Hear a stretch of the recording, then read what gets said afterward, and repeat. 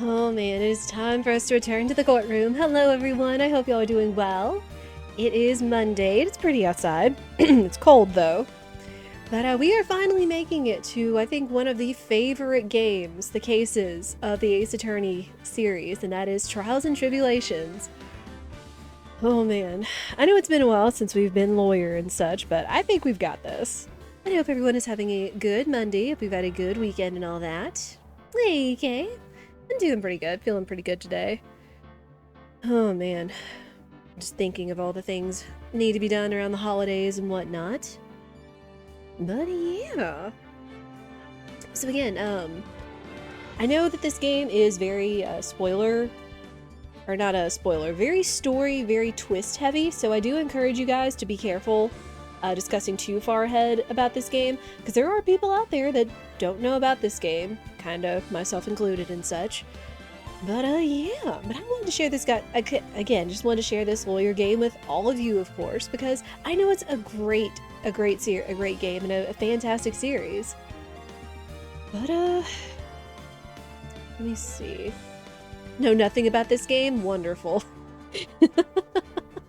Going into story-heavy point-and-clicks like Ace Attorney, that is probably the best way to go about this game, I would say. But yeah, we are going to be binging.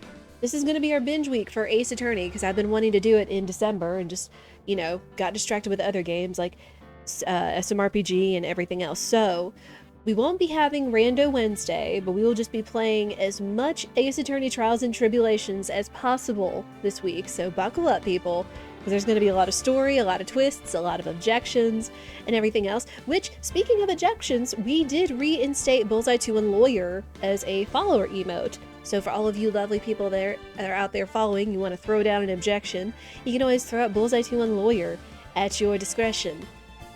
I figured it was a good time to bring that back. I was trying to think about making it like an animated emote, but there was like some weird windowy black background or something in it, even though it's a completely like backgroundless gift, so who knows. But yeah. Trying to think if there's anything else going on about this game. I've seen bits and pieces of it, so it won't catch me too off guard. But this is still a wonderful game to be going into, especially for December, because I think this takes place in the winter, which is kind of fitting considering how cold it is. Also, just a heads up, and I'll remind you guys again tomorrow.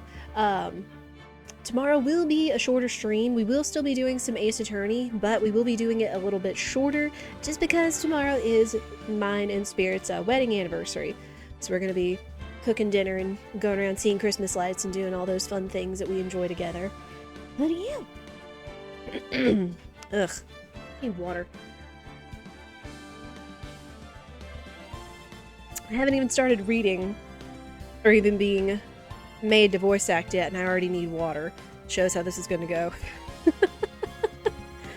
But also a reminder that there are channel point rewards for if you guys want to make me voice act a certain scene. If you guys want to make me go longer, y'all can always like throw down subs, bits, or whatever. It is bonus round right now, which if you want more information, ! bonus in the chat and whatnot. Okay. But I think we are good, so let us go ahead and get going. Ooh. Ooh, we got Mia. Okay. I'm okay with some Mia. I like this. Episode 1, Turnabout Memories. Let's go.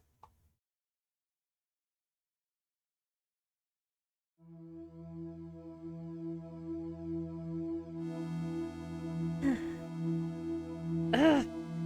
How did I get into this mess?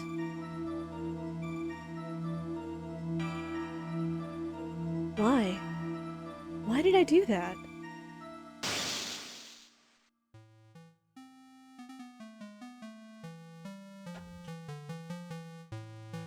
That girl. You shouldn't see her anymore. Hey, it's none of your business. I'm telling you for your sake. If you continue to see her, it's going to be bad news. You're lying. Just listen to me. There's something you need to know about her, that girl. Stop it! Don't talk about her like that.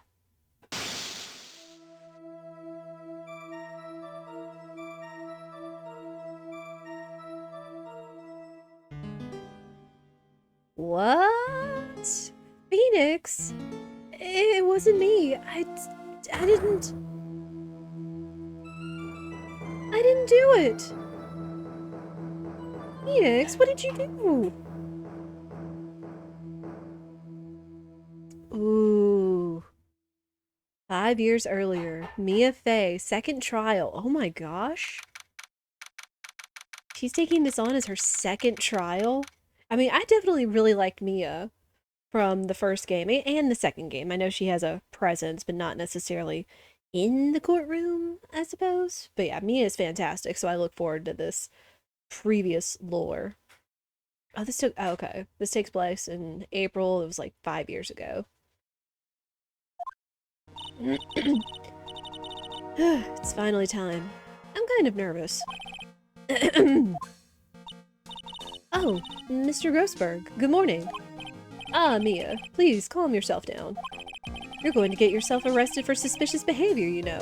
What are you talking about? I am relaxed, Mr. Grossberg. Look at me, I'm relaxed.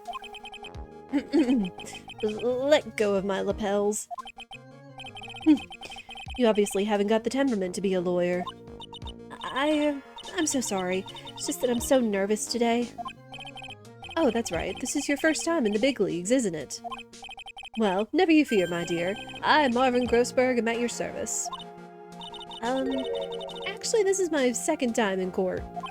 Still, you surprised me, what with your earnest request last night. Let me handle this case, you suddenly said, and quite forcefully, too. I just found out yesterday. About the case, I mean. What? And you've already learned all the relevant facts? Well, about that, you see, I mean, of course I have. I think. Oh dear. In any case, don't let our clients see you so nervous. You see the poor young man in the pink sweater over there? That's our client. No! Good morning there, everybody. Oh, is he sick? Good morning. Try to keep smiling, Mia. I just want to say, I'll give it all I've got. Yep, it'll be fine. No problem if you keep coughing. Poor kid. Oh, what's wrong? Do you have a cold or something, Mr. Wright? Actually, it's Wright. Like the Flying Brothers. People screw it up all the time. And yes, I have a cold. That's what this mask is for. My doc says this way I won't give it to anyone else. Be kind to others, he says. Aww. Right, Mr. Wright, you have nothing to fear in court today. If you are truly innocent, I promise I will save you. Please let go of my shirt. That's right. He's the one on trial, not you. He's the one who should be nervous. You need to stay strong for your client, Mia. My name is Mia Fey. I'm still pretty new at this lawyer thing. The first time I appeared in court was a year ago. A year ago? But that trial traumatized me so badly, I thought I'd never set foot in another courtroom. Ooh. It's been 1 year since then, and well, here I am again. But this time I'm going to win. For my client, and for myself. Alright. Seeing the growing pains of Mia, not a bad thing. Alright, let's do this. Let's defend Phoenix. Oh, good old pain in the butt. Court is now in session for the trial of Phoenix Wright. The defense is ready, Your Honor. The prosecution is ready, Your Honor. The defense today is Miss Mia Fey, was it? Yes, Your Honor. Is there a problem? I was under the impression that Marvin Grossberg was to be leading the defense. Yes, well, you see, Mr. Grossberg had a bit of an emergency. Emergency? But isn't that him standing right there next to you? Yes, well. Alright, here we go. EK's already calling out the voice acting. Alright. Let me get my timer. Now again, I have limited it for channel points, but again, if people care to convince me otherwise, you can always feel free to do so. Where? There it is. Alright. 20 minutes. Excuse me.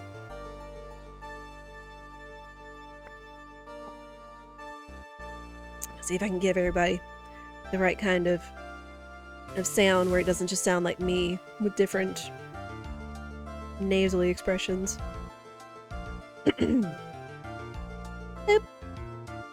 You? You're just a rookie. Are you sure you can really handle this? Don't let him scare you, Mia. Give him your toughest look. Of course, Your Honor. I think. Well, Mr. Payne, your opening statement, please. Well, well, well. I can't believe a veteran like me has to spend his time babysitting a new defense lawyer. Don't worry, little girl. It will all be over soon. What's all that about? Was he trying to trash talk me? Now then, I'd like to proceed with a summary of events on the day in question.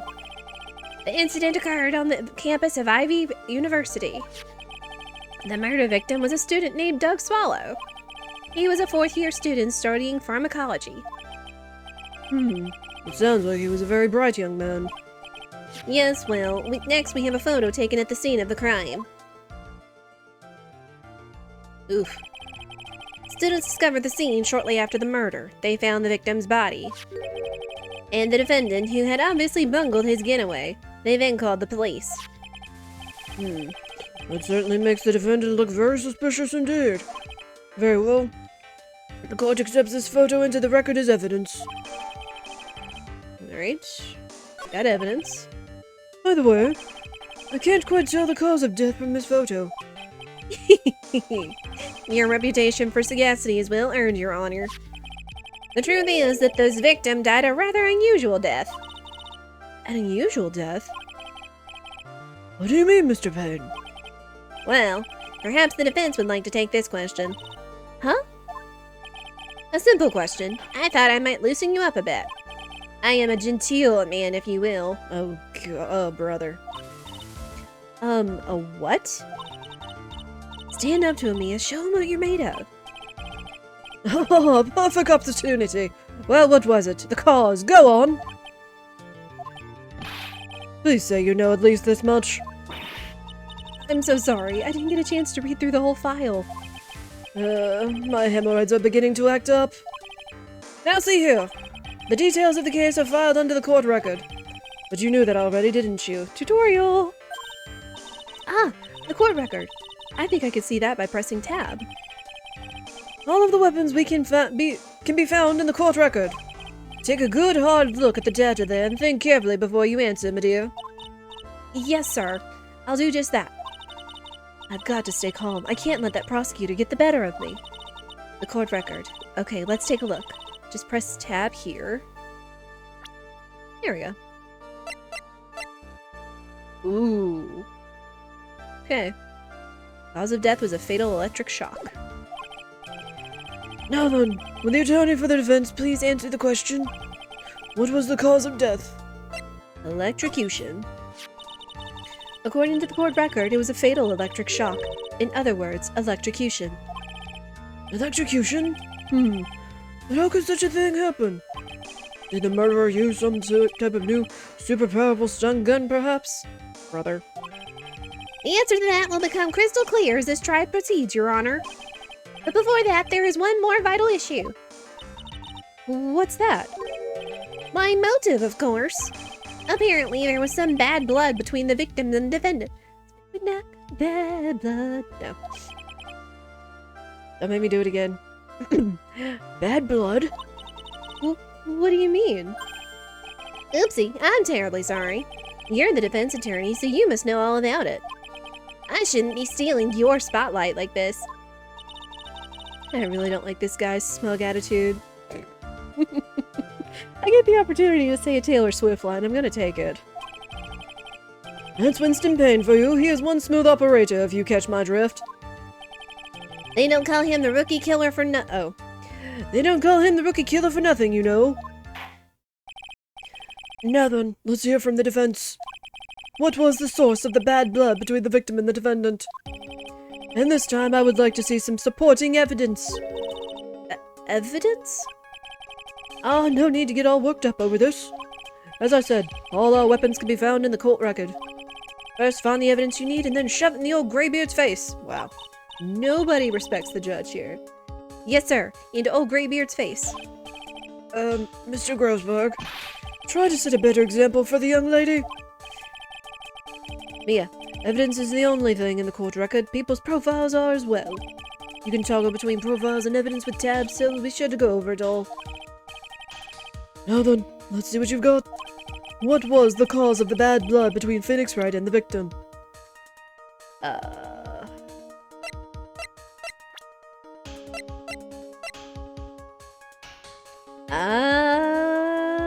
Okay.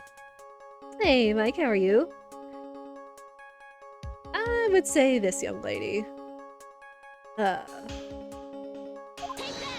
Oh. The reason for the bad blood between the two of them was this woman here. Dahlia Hawthorne, is it? Very good, Miss Faye. You seem to have picked up on at least that much. This woman is the girlfriend of the defendant. These voices are going to change for sure. Samara claimed the voice acting. Yep. But up until about 8 months ago, she was with the victim, Mr. Swallow. I want to make him, like, nasally but annoying, but I wanted to be sure it comes across well. Sometime I'm going to have to, like, practice, I guess. Clearly, she has some part to play in this story. Because we know he's, like, really shrill. Mr. Payne is, at least. Ah, he's done it again. Before the cross-examination starts, he's already got the judge thinking like he wants. Very well, Mr. Payne. Please call your first witness. If it pleases the court, the prosecution would like to call Mr. Phoenix Wright. What? The defendant himself? Well, Miss Faye? It's fine. After all, Mr. Wright is innocent, right? The defense has no objection. Very well. Very good. The court calls Mr. Phoenix Wright to the witness stand.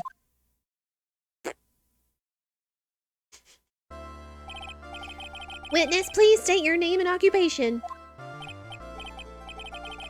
Oh, yes. My name is Phoenix Wright. My job is, well, right now, I guess I'm a suspect. No, he means what you did before you do. He means what you did before you were arrested. Oh. I was a university student. Mr. Wright, do you understand that you were suspected in the death of your fellow student, Doug? But I didn't do it. I'm innocent, I tell you. I'm telling you, I was... Would the defendant please refrain from passing on his cold to the rest of us? It seems the witness has something he wants to say. Well then, Mr. Wright, please tell us about your relation to the victim. Right away, Your Honor. Hey, Arian. Yes, we are indeed badge. And we also, again, have access to lawyer as well. I admit I was there. But I'm not a killer. All I did was find his body. I hardly knew the guy to begin with. I really don't know how to give Phoenix, like, you know, a good man voice without going too deep, like Grossberg or the judge and such, so... I never even talked to that stuck-up British wannabe. I see. So you hardly knew the victim? Right. Like I said, I'm not a killer. It looks like the judge understands. You're being naive, you know. Too naive. Huh? It seems that you've forgotten one small thing, young lady. And that would be? This witness still has to undergo something called cross-examination.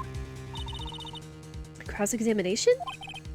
He's right, and it's the defense's duty to carry out the cross-examination. The purpose is to determine if a witness's testimony contains any contradictions. Contradictions? If a witness is lying, their statements will conflict with the court record. But Mr. Wright is my client. Even if he is your client, in court all lies must be struck down. As a lawyer, that is your duty, you see. What does he mean by that? Is he saying that testimony just now? That there was a lie? A contradiction? Now then, your cross-examination, if you please, Miss Faye. Please, Mr. Wright, tell me you haven't been lying. You wouldn't do that to me, would you? We'll see. Poor Phoenix. Also, I'm still not sure what's up with his sweater here, the little heart thing. Okay. And again, it's like we're gonna read the first cross-examination, but then we won't read back through here. Because we're gonna be going over these statements a lot. And to save time. When you say there, you mean the place where the victim was murdered? Yeah, sort of. The place where something happened anyway. Something? You can't hide what happened. We have photographic evidence. Anyway, Mr. Wright, what are you doing at the scene of the crime? I thought you said you didn't know the victim, Mr. Swallow. It was just a coincidence. We bumped into each other by accident. A coincidence, huh?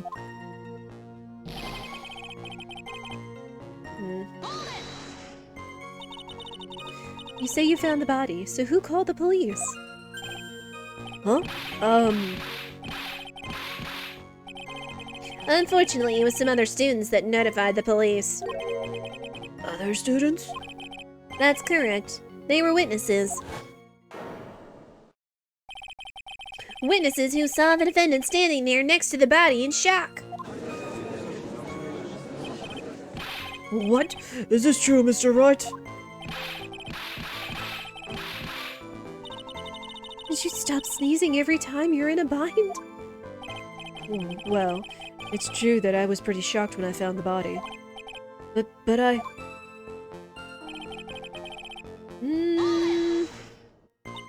I'm sensing shenanigans. So you didn't know his face or even his name, right?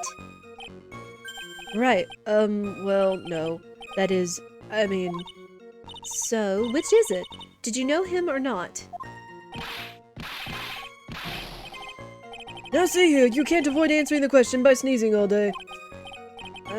Well, I guess I did know his name. News to me? Why didn't you tell me that before? I heard he used to date Dolly. Who is this Dolly person? Ah, yes, that would be the defendant's lover, Miss Dahlia Hawthorne. Oh, I see. Ah, young love. So bittersweet. That's all I knew about him.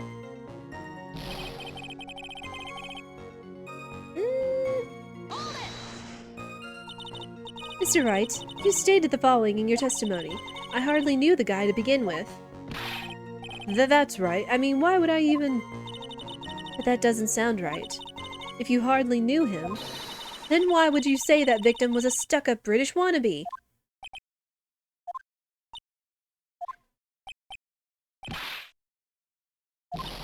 Well, Mr. Wright? Ah, no, it wasn't me. I'm not a killer, I swear. Mr. Wright, I will give you an opportunity to revise your testimony.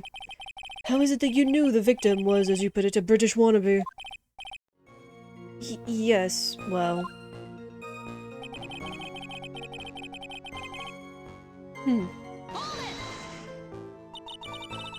Did you see it at the crime scene? The Union Jack, I mean. Yes, that's right. I saw it at the crime scene. That's why I figured he must love British stuff, see? It's true, cross my heart. I swear I didn't do it. He's acting fishier than the salmon I ate last night. May I ask you something, Miss Fay? Yes, Your Honor. What is it now? Who is this person anyway? Who is this person anyway, this Union Jack fellow? The Union Jack is the name of the United Kingdom's flag. Oh, I see. So you mean like the stars and stripes, right? As usual, Your Honor, your insight astounds me. Hey, something just occurred to me. Isn't there something strange about this bit just now? Mia, there's a contradiction here. Mr. Grossberg. Quickly now, show that boy you mean business. With evidence, I mean. Okay, Mia, check the court record carefully. Well, my dear, do you think you can manage on your own from this point? Do what we can. 1 year ago, was in a courtroom just like this. I can do it. I can handle this myself. You mustn't try to bite off more than you can chew, Mia. I'll be fine. I know what I have to do. Remember, you can always press him to get more information. Oh, and one more thing. When you're going to state a contradiction, make sure you present some definitive proof. Okay, Mia. One more time, from the very beginning of his testimony. Okay. He was there. Found his body.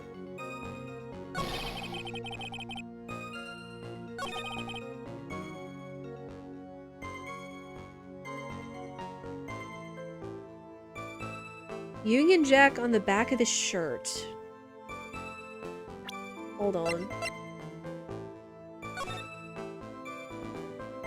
He's wearing a jacket.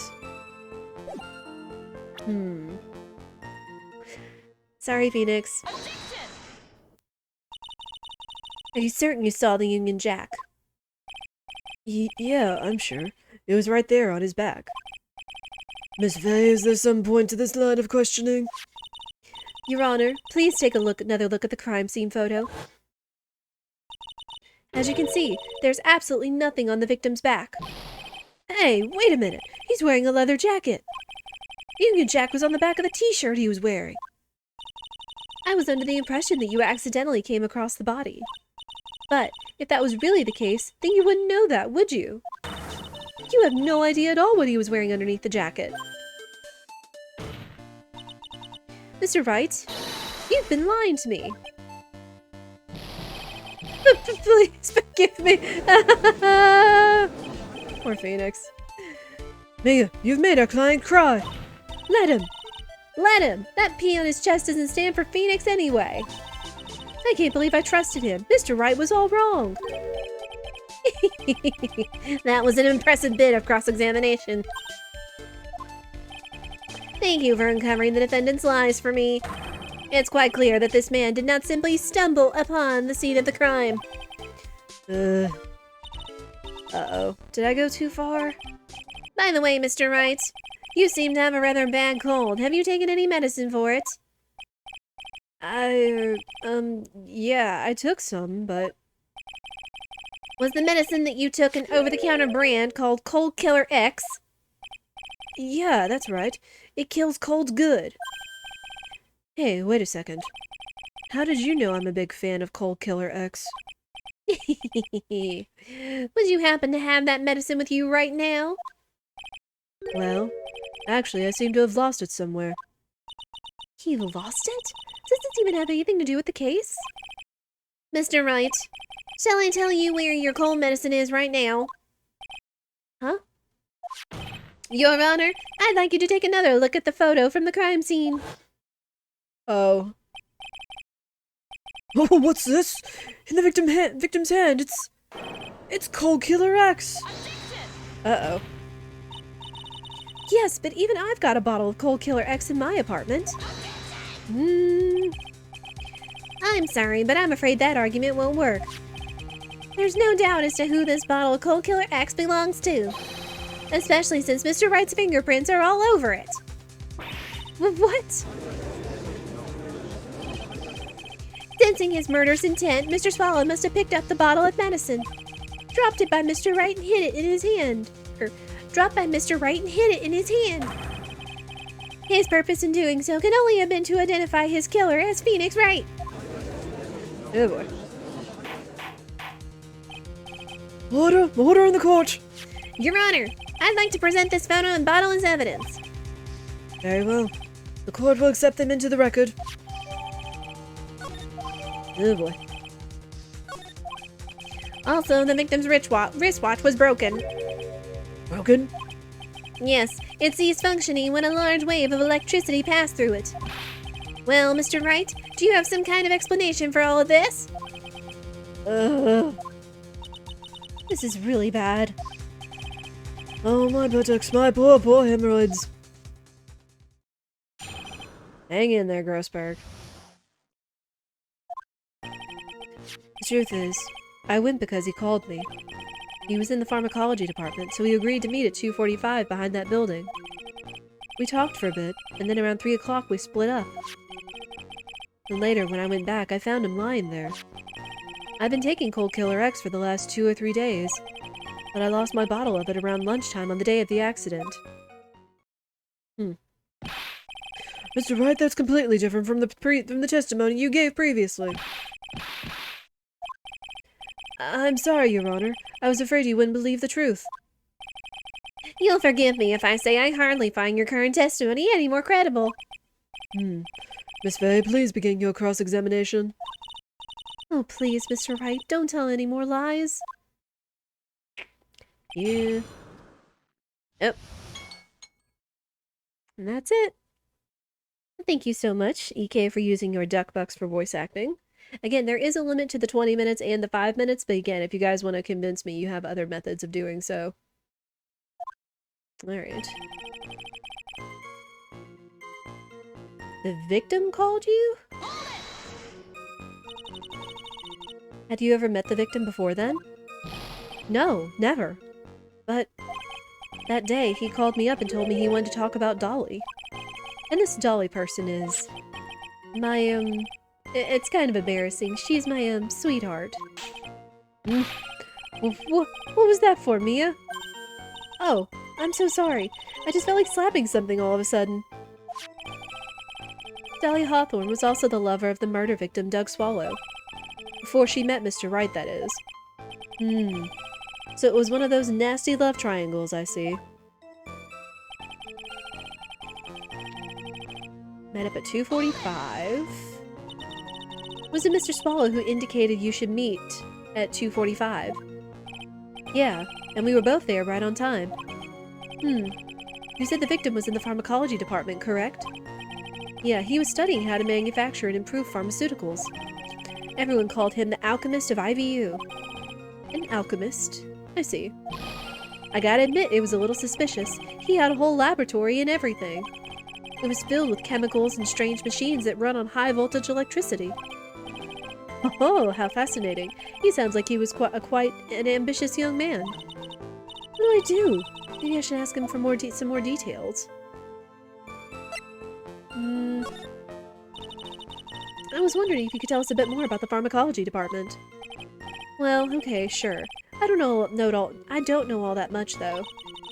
A little bit earlier in your testimony, you said something interesting. You said the department uses strange machines that run on high-voltage electricity. That's right, and they sure look dangerous. They use non-standard voltages, so there are high-voltage cables everywhere. High-voltage cables? Yeah, there are electrical poles set up all around the building. The high-voltage cables run overhead around the roof. Finally, I think we're getting somewhere. Split up at 3 o'clock. So what was it you were talking about? You know. Then maybe we should hang out again sometime. Hang out again sometime? I wish that were true.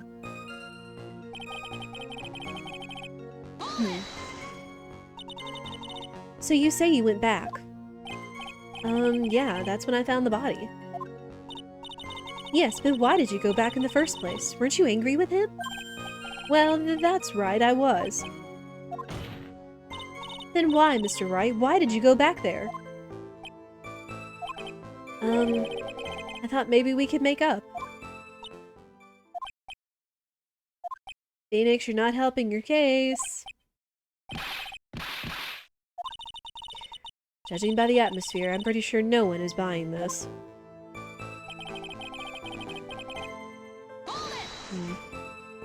Well, you know what they say, press everything. It's rather unusual to catch a cold this time of year, isn't it?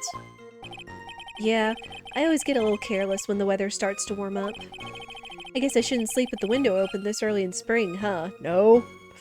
Although I know some people that sleep with their windows open when it's winter, too. I suppose common sense is not always common. So, did anyone else know that you were taking cold medicine?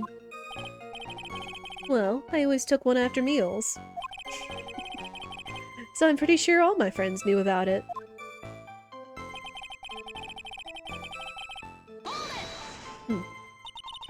On the day of the incident, what did you do for lunch? Huh? What does that have to do with anything? You can never be too sure. I always eat with Dolly, just the two of us. Dolly's homemade lunches are just the greatest. Her mini omelets are magically delicious. Ouch! Why did you punch me in the jaw? Ow. Oh, I'm so sorry. I just felt like hurting someone all of a sudden. Mia, are you okay? I think that's enough for now. So the defendant and the victim met at approximately the time of his death. And then the defendant returned to the scene for some unknown reason. I'm not entirely convinced by his explanation about the medicine bottle either. Let me be frank here, Mr. Wright. Your testimony cannot be trusted. What do you mean? I knew it was too much work for a little girl. However, there is one mystery that still remains. There is, Your Honor. How the murder was carried out, of course. Just how was the victim electrocuted? I don't believe the murder weapon has been produced yet, correct? Well, that is, you are correct, Your Honor. So how exactly was Mr. Swallow killed? I could somehow establish how it was done. Maybe I could still come out of this mess smelling like a rose. And there goes Mike. Alright. 20 more minutes on the clock. I mean, if you guys enjoy this, I must be doing something right, I suppose. Alright, another drink of water, though.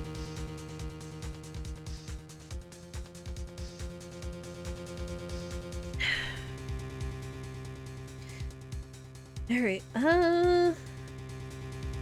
yeah, I think I know. Your Honor? Yes, Miss Faye? I believe that if we were to piece together everything we've heard up until now, we should be able to solve this mystery of how Mr. Swallow died. That would be most impressive. Quite the brash statement coming from a rookie. But even a beginner like you must understand the basic rules of the court, yes? An attorney must be able to substantiate their arguments with evidence. Of course I know that. Actually, I had totally forgotten about that. Oops. Now then, Miss Faye, let me see what you've got. Show me how you believe the victim was electrocuted. Easy.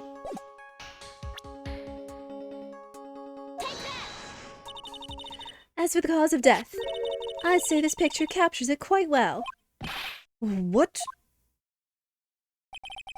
There's nothing that even remotely resembles a murder weapon here. I'm afraid the defense is going to have to explain this in a bit more detail.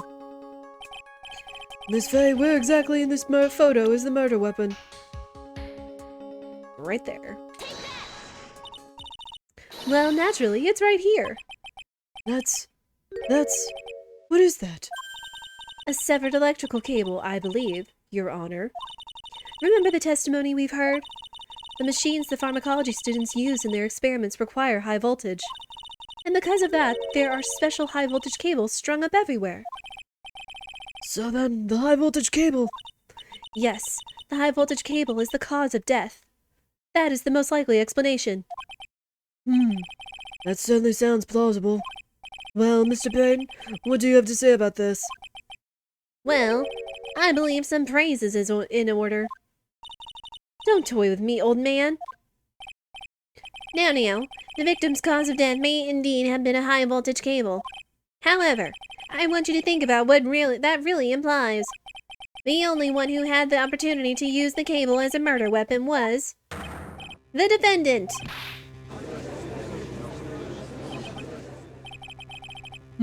That much is certainly true. Yes, and that's not all. We have proof. Irrefutable proof that will establish Mr. Wright was the murderer. You do? Well, what is it? His fingerprints. Fingerprints? You mean that the defendant's fingerprints were on something besides the medicine bottle? Let's take another look at the crime scene photo.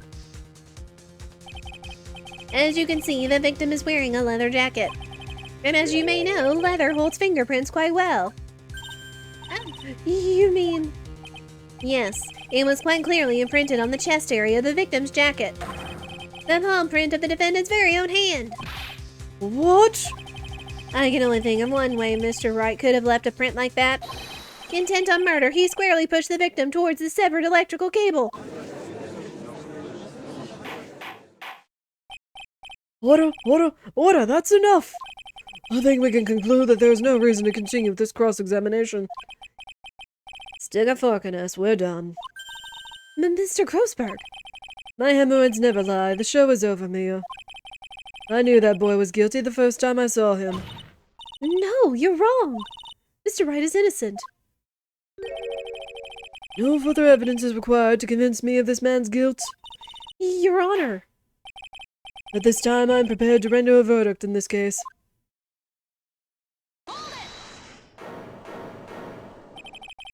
Do you have something further to add, Miss Fay? Is this what you want, Mr. Wright? You still haven't told us the truth. The whole truth. And nothing but the truth. If you don't say something now, the judge is going to hand down his verdict. But I can't. I just can't say it.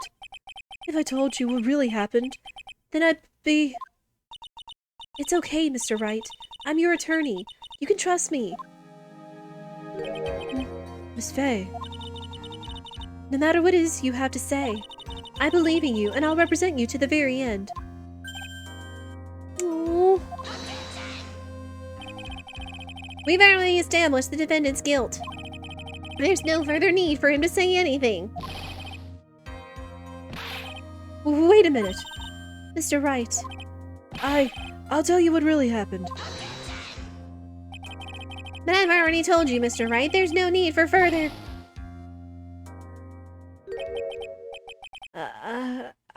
I did it. I admit it. I pushed him. It's my fault. My fault that Doug Swallow is dead. Oh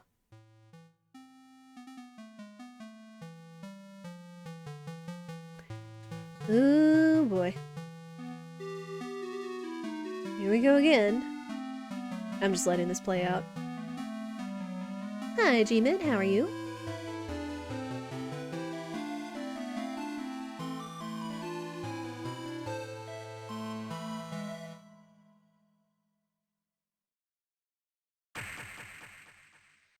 Ooh, he did push him. Is that your first playthrough? It is indeed. I do know some things, but I do encourage no spoils. Y'all can discuss it, but please avoid spoils, because I know that this is one of the highly rated games in the series. Was what you just said, was that the truth? Yes, I was afraid. Afraid that if I told the truth, everyone would think I was the murderer for sure. Well, as things currently stand, we're all absolutely convinced you are. And also someone has asked for voice acting via channel points, so... Please give me one more chance to explain. This time I swear I'll tell the whole truth. It'll be okay, won't it, Miss Fay? I believe in you. Oh, thank you. I still can't believe it. He really did push the victim.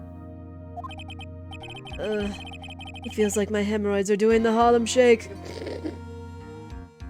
Grossberg, oh my gosh. Seen many over 18, but never a family-friendly one. Yeah, we do try to keep a family-friendly vibe around here.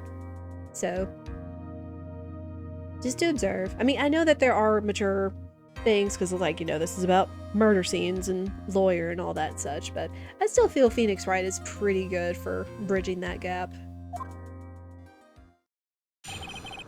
Alright.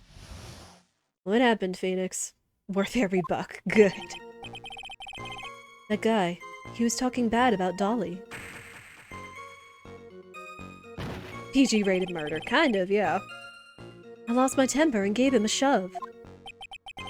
At that moment, I heard some kind of loud noise. A little while after I left, I started to get worried. So I went back, but he was just lying there, dead. Well, the explanation is really quite simple. When you pushed him, Mr. Swallow flew back and touched the electrical cable.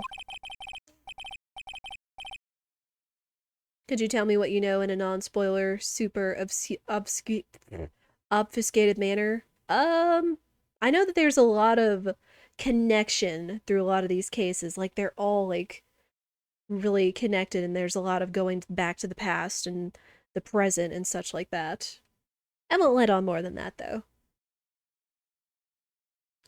He died from the shock, and that, as they say, is that. A simple explanation indeed. At the time of the incident, a light rain had begun falling. Wet from the rain, the victim was more easily electrocuted. But when I pushed him, there weren't any electrical cables nearby. If there had been something like that, even I would have noticed it. That's true. Even a doofus like him couldn't miss that. Miss Faye. Let me warn you right now that if your cross-examination doesn't yield any new facts, I intend to deliver my verdict without further delay. Are we clear on that? Yes, Your Honor. Don't give up, Mia. If he is innocent, there must be some kind of evidence somewhere that will prove it.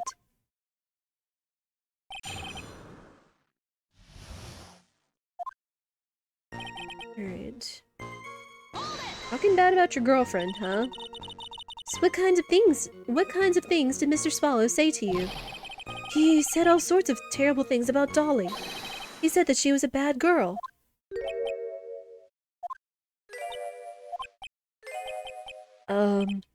Is that all? Yep. Well, Miss Faye, you heard him yourself. Oh boy, you're not doing yourself any favors here, Mr. Wright. Please don't make this harder for me than it already is. Anyway, after he said that, I just... Hold on. Can you tell me about what happened in a little more detail? That guy, he just said what he wanted to say to me. And then he put on the jacket he was holding and started to leave. That's when I lost my temper and flew into a furious frenzy.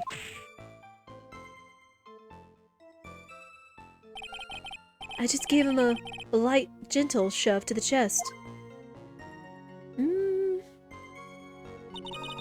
And when you did that, there was no severed cable anywhere to be seen?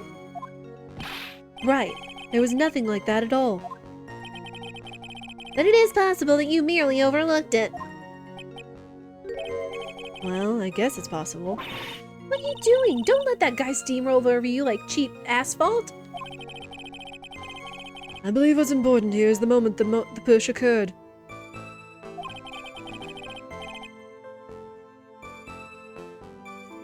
Having an awesome sofa but having to stand upright for streaming? No, I'm sitting down.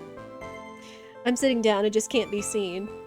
Sadly, I don't have like a proper like desk since we have our two monitors mounted to the wall and our PC behind it. So I'm kind of sitting back from it. But no, I'm sitting on it. I just sit up on it just because it's hard to have a good look and good posture when you're like sitting back on the sofa like that. So posture is important. Hey, let's continue on with the testimony, witness. Loud noise. I'm just sitting on the very edge of it. Alright. Hydration check is good.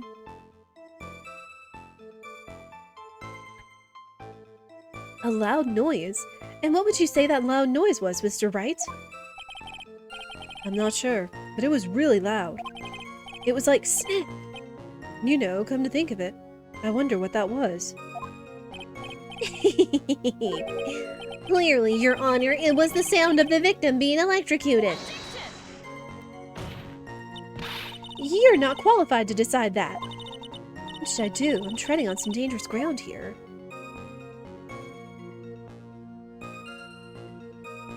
No, we gotta go all the way. Mr. Wright, that loud noise you heard may be extremely important. So try to remember what it was. How do I put it? It was like a sharp crack. Ah, could it have been? Yes, could it have been? Hurry up and tell us. When I pushed him, he dropped the umbrella he was holding.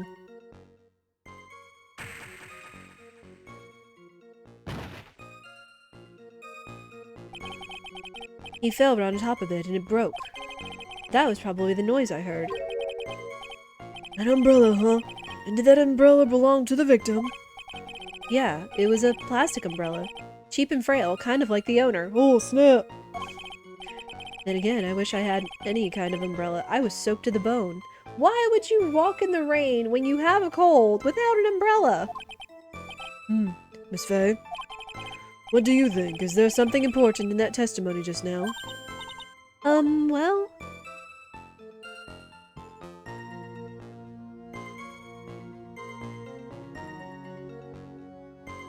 He fell on his umbrella.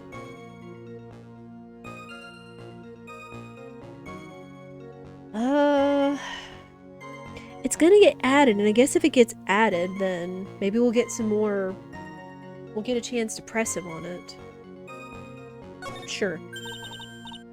This is it, Mia. The new information you've been waiting for.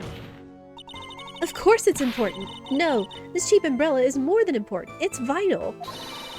I want to officially have it entered into the testimony. Huh, how perfectly fitting. Flimsy information for a flimsy lawyer. The court agrees to the defense's request. Witness, please add the bit about the cheap umbrella to your testimony.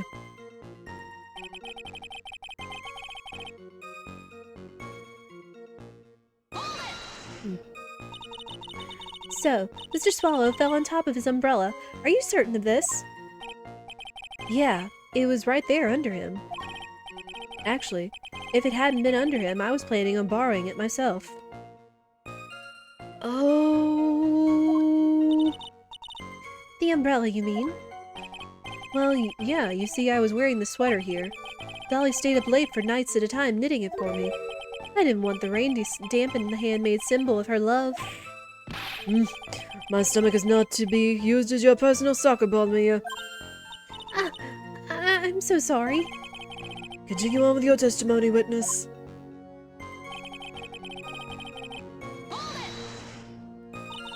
I think I have an idea of what we're looking for, but we're gonna keep doing this. Although an ad break is about to take place, of course I don't want you guys to miss any of the action.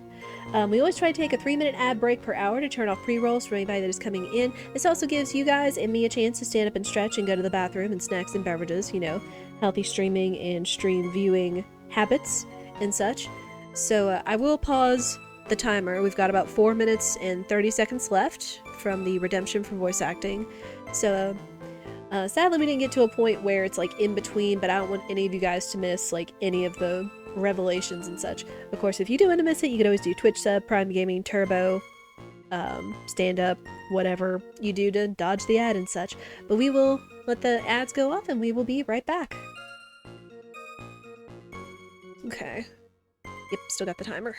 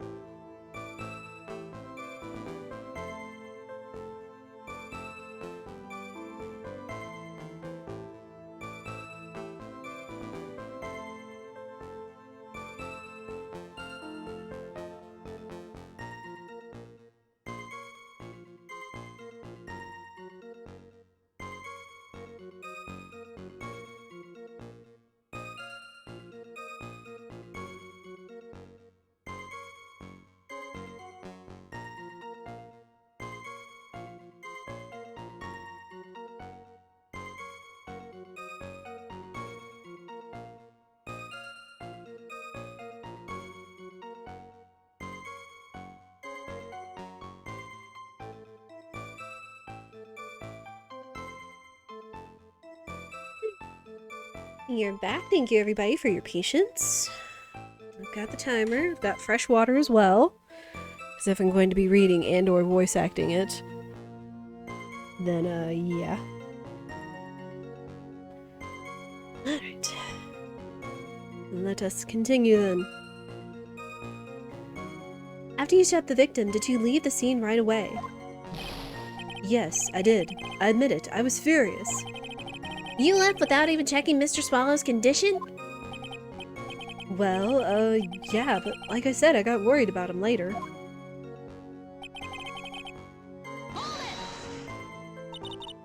At that time, did you see anyone else at the scene of the crime?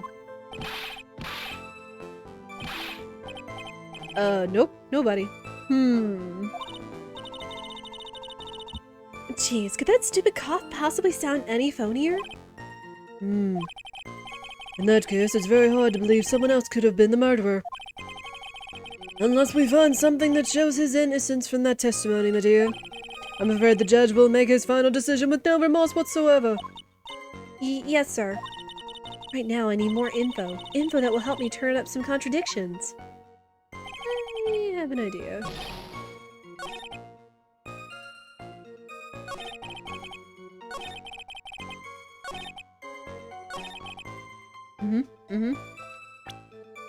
I think I've got it.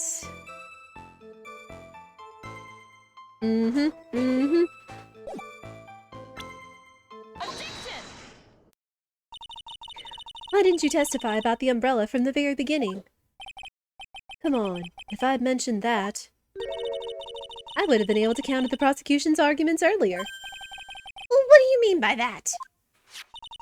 Take another look at the crime scene photo. According to Mr. Wright, the victim fell on top of his umbrella. However, if you look closely, the umbrella is nowhere near the victim. Actually, it's by the electrical pole. You're absolutely right. The conclusion here is obvious. After the defendant left, the victim moved from where he fell. In other words, after he was pushed by the defendant, Mr. Swallow was still alive.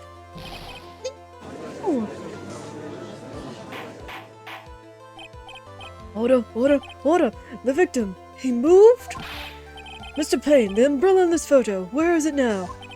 Well, it was collected by the police at the crime scene. I want it presented as evidence immediately. But the umbrella could have simply been blown there by the wind. According to the testimony, the victim fell on top of the umbrella. There's simply no way it could have been blown there by the wind. But I know this matter of the umbrella seems relatively trivial, but as long as the smallest doubt remains, I cannot render final judgment. Oh.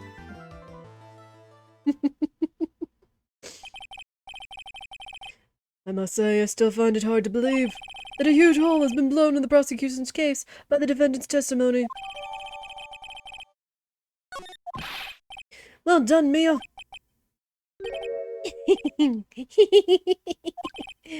Mr. Payne, what are you chuckling about? Pardon me, Your Honor. It seems I was expecting too much of a free ride. It was foolish to think I could establish guilt through cross-examination alone. Could you please stop messing with your hair like that? That's weird. I'm afraid I don't follow what you're saying. Let me guess. You have another witness. Exactly. And this witness's testimony will be incontrovertible. Well, who is this witness? Miss Dahlia Hawthorne. Dahlia Hawthorne? You don't mean Dolly? I do, Your Honor. The defendant's very own lover is a witness to this whole thing. That's right. She was at the scene of the crime when the murder took place. Didn't Phoenix just say something along the lines of there was no one else around? I call shenanigans. What? I'm sorry to break the bad news to you, my dear.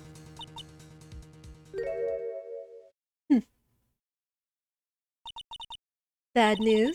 You couldn't be more wrong. Actually, I've been waiting for this. You can't be serious. Mia, what do you mean by that?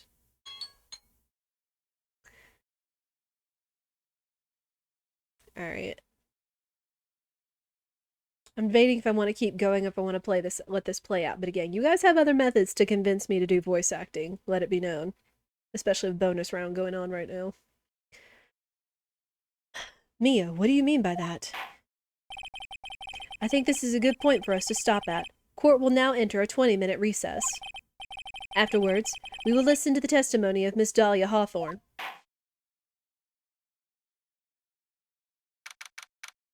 Ooh, boy. There's something Mia hasn't said that I think is starting to turn up. Miss Faye, I'm sorry about what happened back there. It's all right. At least you told us the truth in the end, Mr. Wright. Yeah. So I guess I can start to relax then, huh? Relax, my boy. You can't be serious after hiding such important facts. But the next witness is my Dolly, right? She'll save me. I just know she will. Why do you think that? Huh? What do you mean? She's the love of my life, that's why. The love of your life, huh?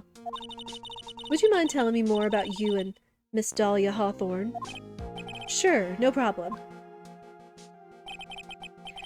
Dolly and I, we first met about 8 months ago right here in this very courthouse.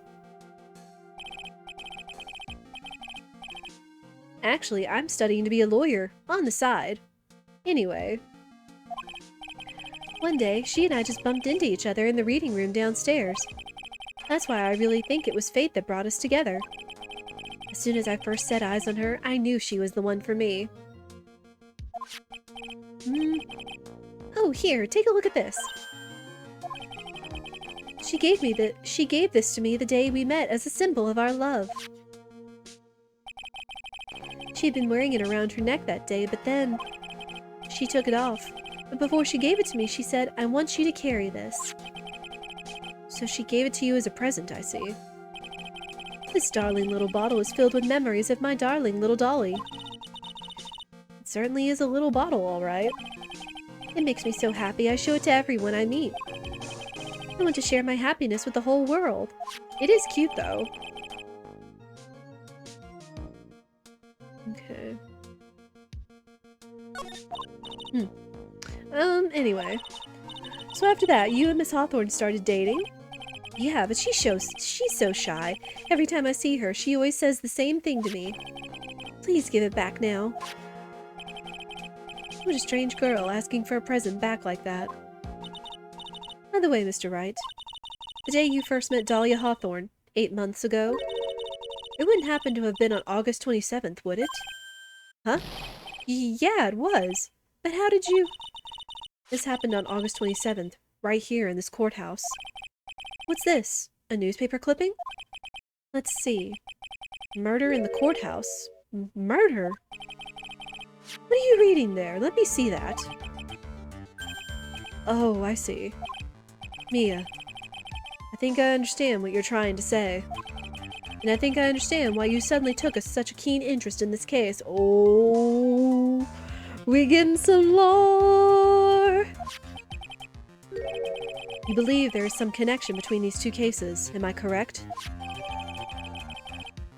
Ooh. I hope you don't mind, Mr. Grossberg. I need to finish this myself. Yes, but I'm afraid what you have will not be enough, my dear. I'll go and have a look in the downstairs reading room and see what else I can find. Thank you. I want to do whatever I can to be of help to you, Mia. Well, it looks like recess is about over. We'd better all get moving. I guess so. That recess sure seemed longer than 20 minutes, though. I don't know, it seemed kind of shorter to me, but whatever. To be continued. Oh, man. Okay.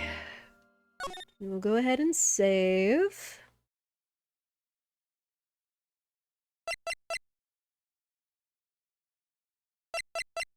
And then we'll stick with this. Gosh, it's been 7 months since we played the last one. My gosh. We've had a lot of stuff to go in between that, though, so...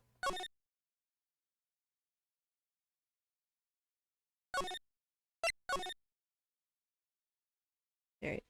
Real quick, it is getting chilly. I can feel it. I had the door open for some sunshine, but I think I'm gonna close it and get my jacket real quick because I'm getting chill. So, be right back.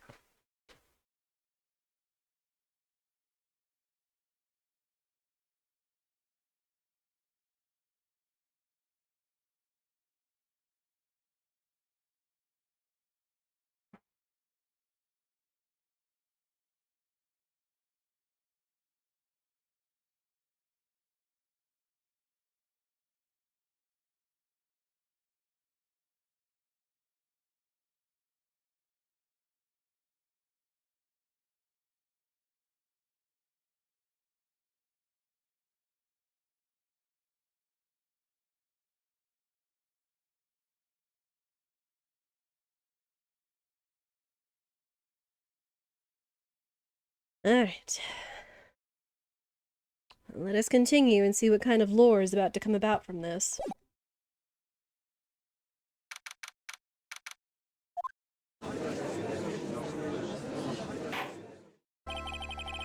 Court will now reconvene. Mr. Payne, please call your witness. This next person is someone who witnessed the crime as it happened. The prosecution calls Ms. Dahlia Hawthorne to the stand. Oh gosh. What's with the butterflies? What's with the stiff silence? In my long career as a judge, I have been deceived by many witnesses. It's my job to doubt, to take no one at their word. But in your case, I must admit that you radiate a glow of complete sincerity. I can't believe he actually said that. Oh, now then, witness, could you please state your full name? Don't worry, sweetie, there's no need to be nervous. If anyone says anything rude, you can be sure I'll cut them right down to size. And I will bash them with my gavel. Oh gosh. How old is she? I love how they look straight at me when they say that. Thank you for calming my nerves. You were all so nice. I almost feel right at home. Not at all. It was nothing. If we may move on now. What is your full name and occupation? My name is Dahlia Hawthorne. I'm a junior in literature at Ivy University. Her age is in the court record, yeah. Still. I think that might also have the others in there. Hang on.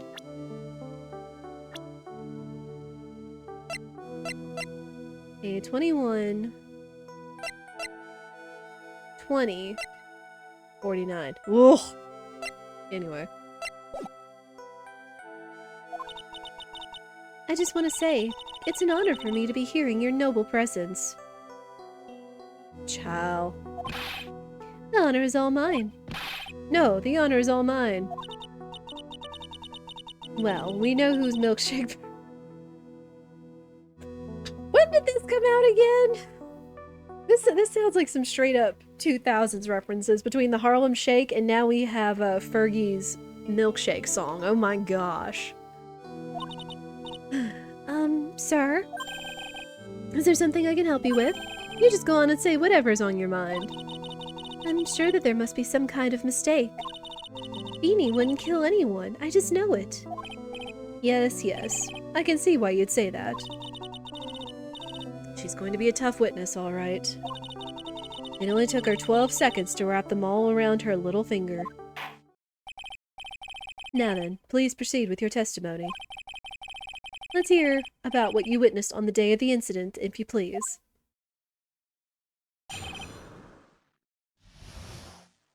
Again, what is with the butterflies? Unless she's trying to give everyone in the courtroom butterflies in their stomach. I don't know. I've been planning to go back to Beanie's place after class was over. Beanie and Dougie, they were talking behind the building. Then, suddenly, Dougie got all wobbly and just collapsed. That's when Beanie noticed that I was there. I went to go and find some other students and they called the authorities. I don't know what to say, according to you, Miss Hawthorne. The defendant didn't do anything wrong.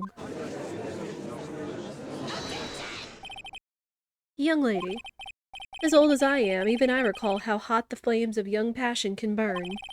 Nevertheless, it is my job to discover the truth. Please, tell us the truth. But I would never. That's more than enough, witness. I won't allow this to continue. What do you mean by that? Please, just let me proceed with my cross-examination, Your Honor. I, for one, don't plan to win my case on a bunch of paper-thin lies. You haven't changed a bit, Mia Fey.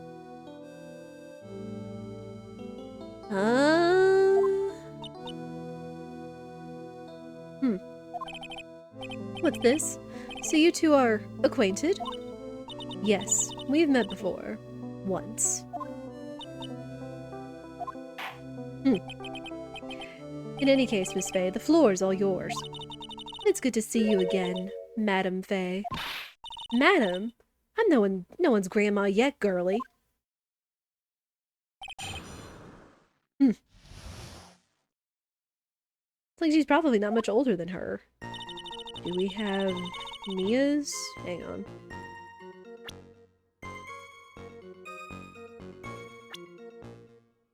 Oh, we don't have Mia's profile. I guess that makes sense. Alright. Rule of thumb, press everything. Now, unless I'm mistaken, Feeney, I mean Mr. Wright, is in the art department. If that's the case, then what were you doing by the pharmacology building? Well, I'm in the literature department. I'm studying Japanese Senryu poetry. Oh, how wonderful. It's that humorous yet satirical style of haiku, yes? Nothing left to do. When a man reaches this age, sleep is his best friend. That's supposed to be poetry? Sounds more like a midlife crisis to me. For me to get to the art department, I have to walk through that back area. Ah, yes, I see. That makes sense. Can we get a map of the place? When I want to enter the courthouse, I always walk through the front doors. How else would you enter? Teleportation? Talking... So who is this Dougie person? Oh, I'm sorry, Doug Swallow. We were dating until about 8 months ago. So what were Dougie, Mr. Swallow and Mr. Wright talking about anyway? How can you be so mean? I would never eavesdrop. I wasn't raised to be so rude and unrefined.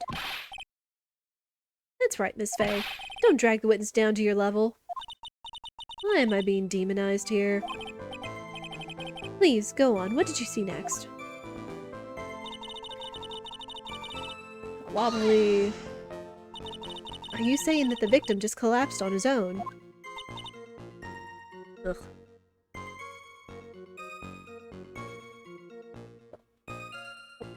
There. Yes. In other words, the defendant never touched the victim, is that right? I was watching the whole time. Feeney never did a thing to Dougie.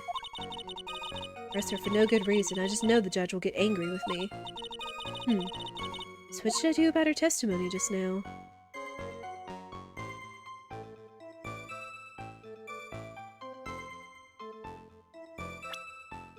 Said she never touched him.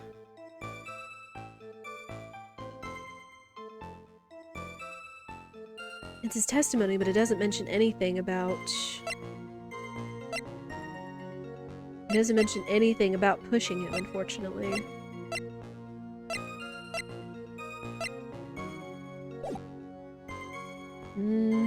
I'll leave it alone for now. I suppose her statement works in our favor for now. I'll hold off on looking into it any deeper until it's necessary. Very well, young lady. Please go on with your testimony.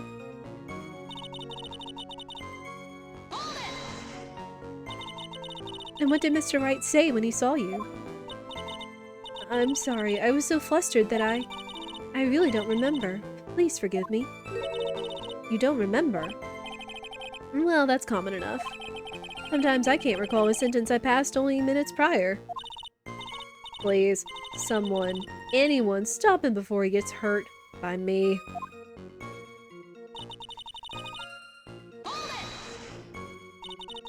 When you say students, do you mean students from the pharmacology department?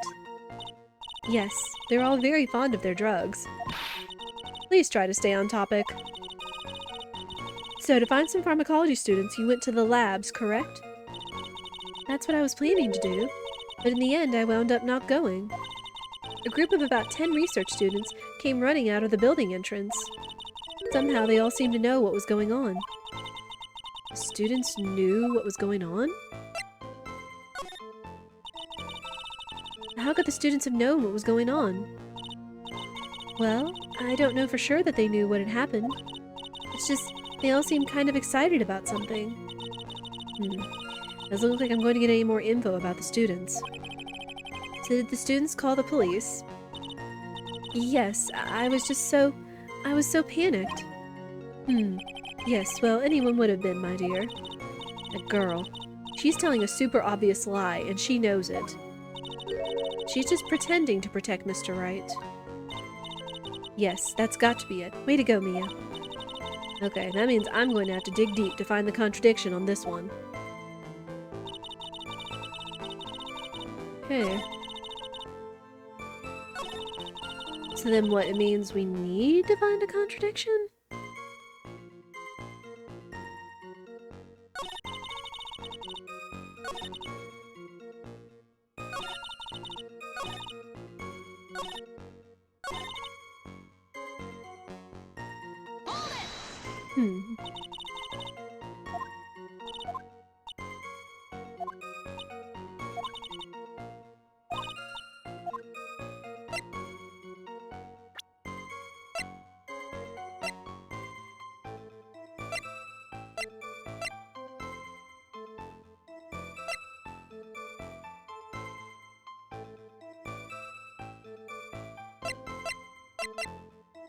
It's either going to be the testimony or it's going to be the umbrella that proves that Phoenix pushed him.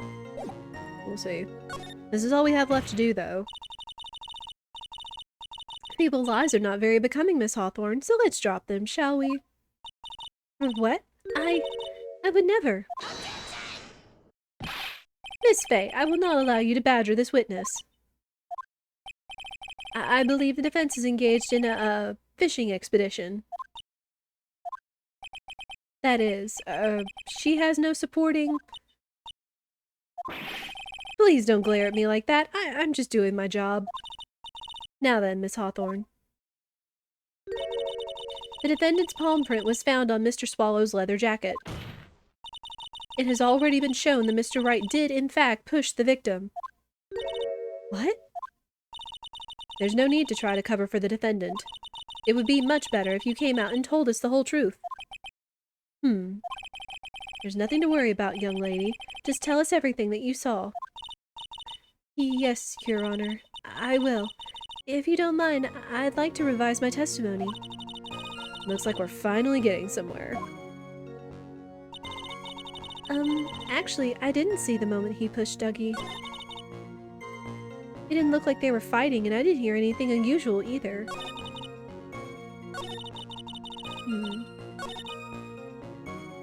Okay. You didn't see it? Well, I saw the moment when Dougie fell to the ground. And at that time, there was only the two of them at the scene. The defendant, Phoenix Wright, and the victim, Doug Swallow. Yes, that's right.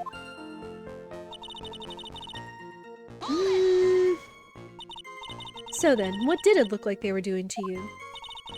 I thought they were having a nice, friendly afternoon conversation. Oh, give me a break. That's why I really wasn't watching them all that closely. Did you notice anything out of the ordinary at all? No, nothing at all, Mr. Judge. Oh, I like the sound of that, Mr. Judge. Ugh. Dude. Now then, please proceed with your testimony.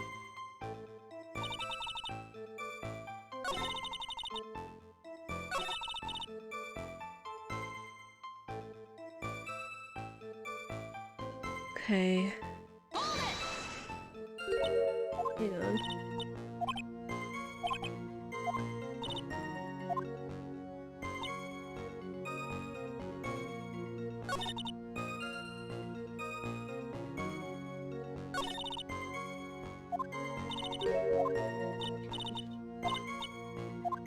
So, we got more out of her.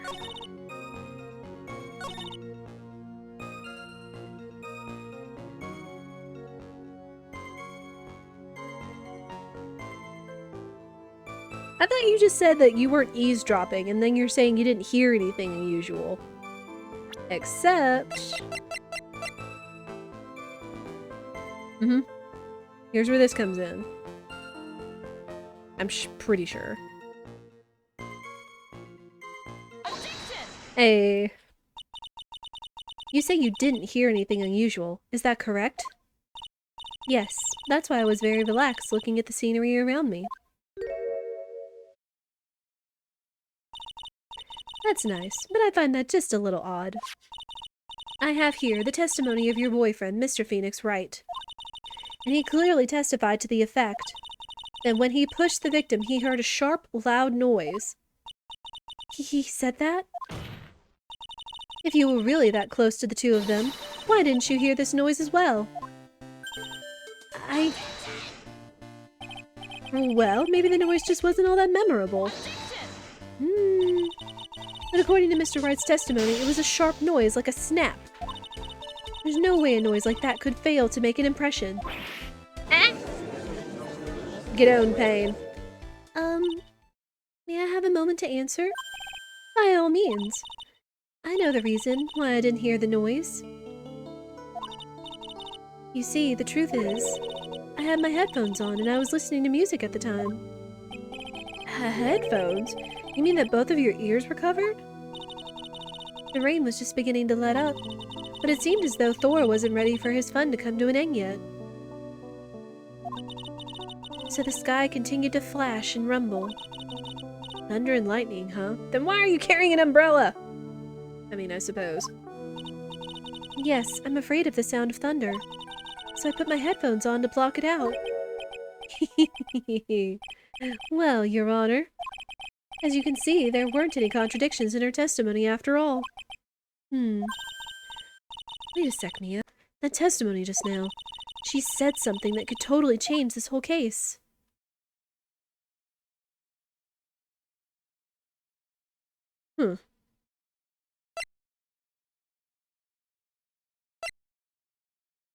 She said there was lightning.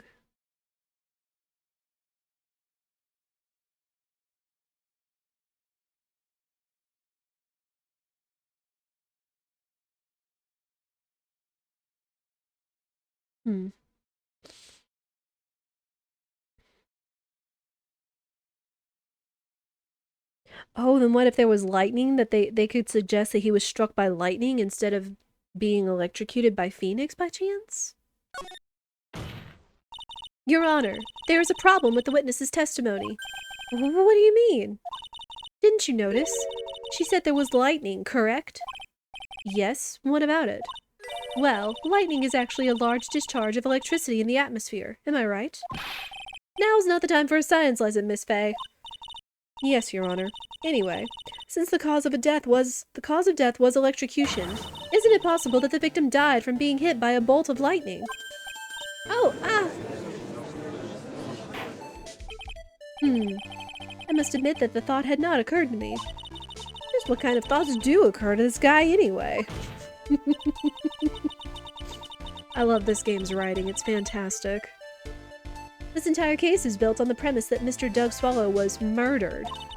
But that very premise itself is mistaken. The defense believes that Mr. Swallow was, in fact, the victim of a stray bolt.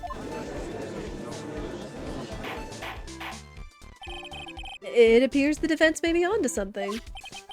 Could it be that the death was actually accidental? Alright, you did it, Mia. I'll be taking that not guilty now if you don't.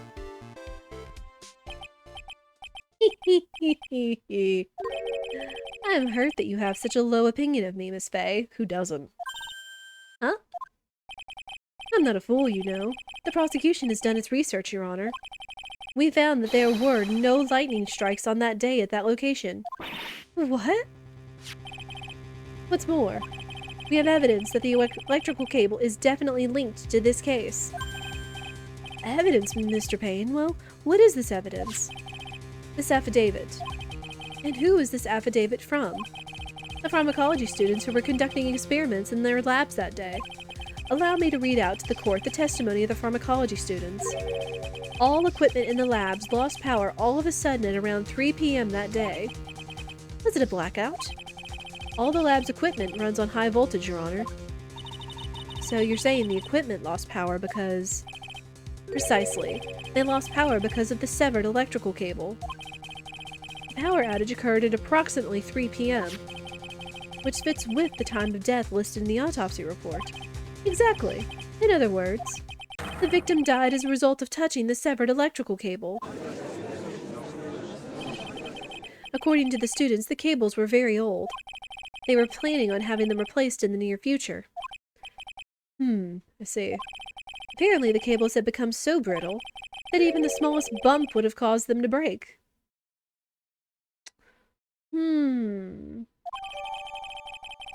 Okay. However, there is one thing that troubles me. If the cable could have been broken by any small bump, then it wouldn't have snapped if it hadn't been bumped into, correct? Well, I suppose you could say that. Miss Fay, do you have any thoughts regarding the cause of the severed cable? Your Honor? I don't like how this is looking one bit. I have to come up with something to try to regain some momentum. If it pleases the court, the defense would like to state its opinion. Well then, let's hear it. Who or what was it that caused the cable to break?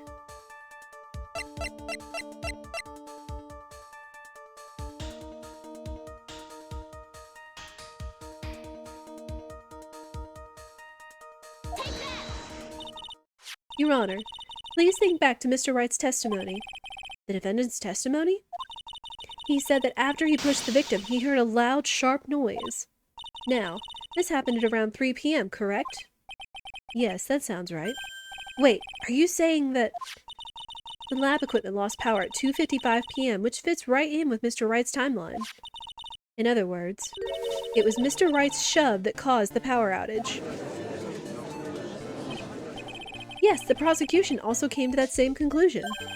And it was that very shove that caused Mr. Swallow to be electrocuted.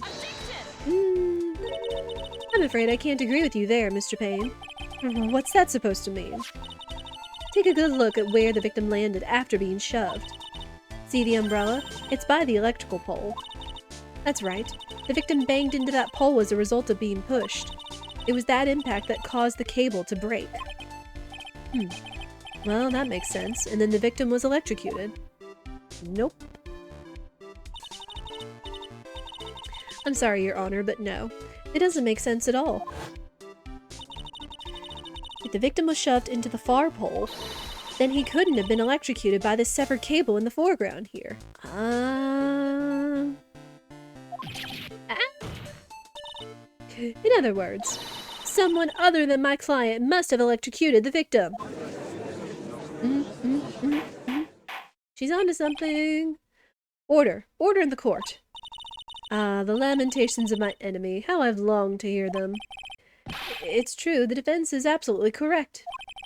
There doesn't seem to be any way the defendant could have done it. Mr. Judge, sir, may I say something?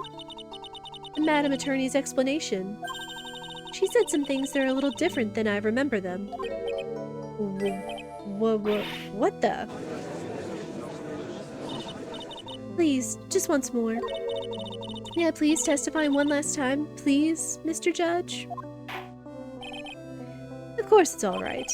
Just go right ahead and give your new testimony. This girl is too sugary sweet for her own good. This is it. She's finally starting to show her true colors.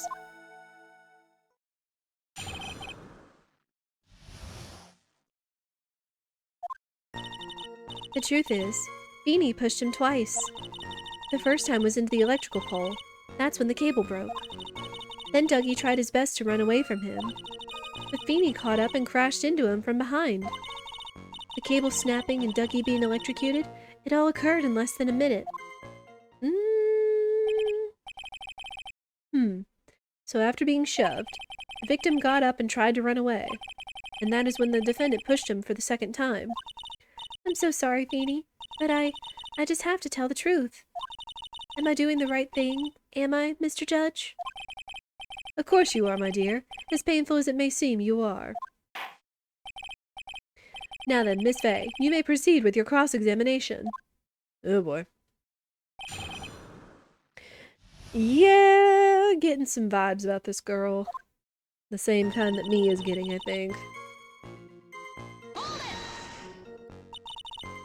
Miss Hawthorne, previously in your testimony you said the following. Actually, I didn't see the moment he pushed Dougie. I know, I'm sorry. I wanted to protect Feeny. So that's why you basically lied to the court? I was a bad girl. I know, Mr. Judge? Yes? Would you please forgive little old me? Ugh. Of course he won't. What you did is called perjury. Oh, come now. It's just a little old white lie. Sir. Sir! We'll forget it this time, but please be more careful from now on, right? Same, EK. Well, thank you so much, Mr. Judge. Not at all. The judge had better be more careful himself. A dark alley is friendlier than that girl.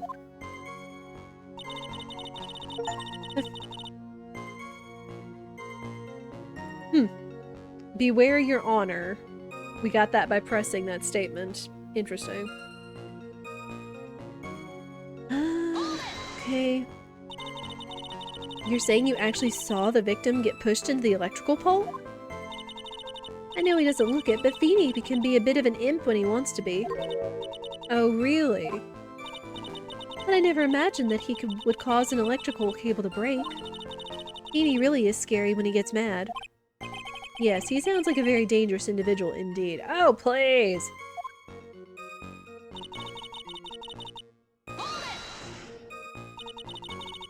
So let me get this straight. You were happily listening to music on your headphones while you watched this scene unfold? What? Miss Fay, I'll have to ask you to stop badgering the witness. Asking for facts and clarity is badgering? I call shenanigans. I wasn't happy. I was so scared that I couldn't even move. All I could do was stand there and cheer them on. Cheer them on? What do you mean by that? Well, I wish the best for them both and that they would each give the fight their all. That's very sweet of you to be so supportive. Sweet of you to encourage them to fight? What? And what happened after that?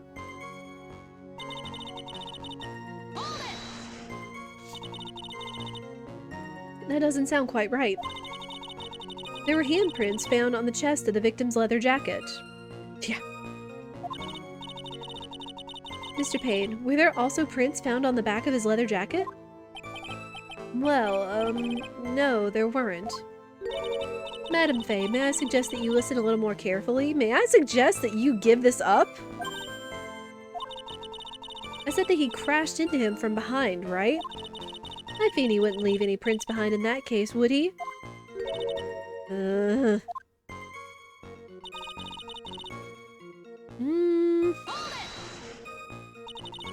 Did you actually witness the moment the victim was electrocuted? I'm sorry. I didn't actually see it.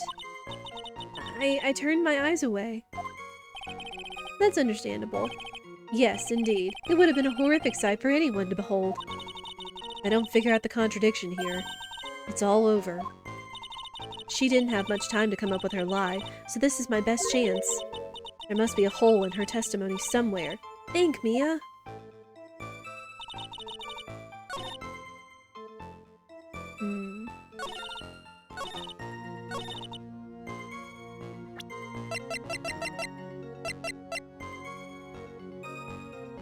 Okay. That was when it went out.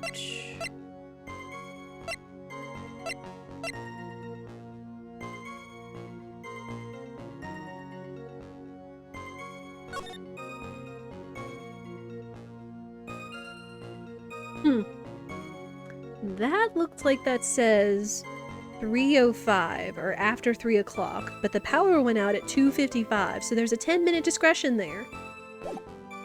So, hang on. Do this. I think I have an idea of what I'm supposed to do. It's just the matter of knowing what and when to present it, but I have an idea.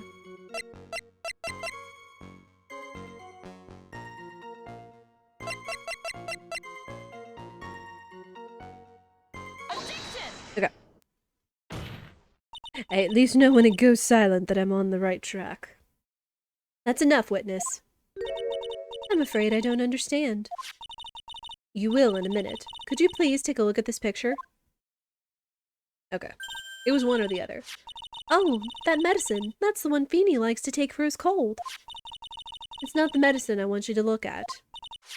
It's the wristwatch. It stopped at the precise time the victim was electrocuted. In other words, 3:05 p.m.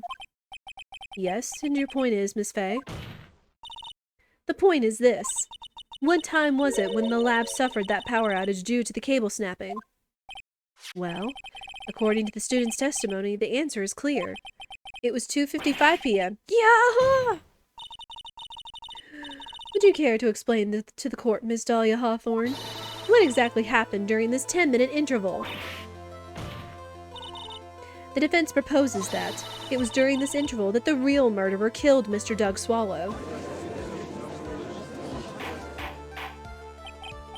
Order in the court? What about... This is nonsense. The real murderer. Even you can't deny that the time between the cable breaking and the electrocution are completely unaccounted for. Then who was it? Who else are you saying could have done it? Ooh. There's only one person who could have murdered Mr. Swallow. Only after my client had left the scene. Was there a window of opportunity for the real killer? Oh, Mia. Miss Fay, is the defense ready to indict someone as the real killer? It's finally time. This is the moment I've been waiting for. Yes, Your Honor, we are ready. Very well. But remember, if you accuse the wrong person, you will be penalized. Think very carefully before you speak, Miss Fay.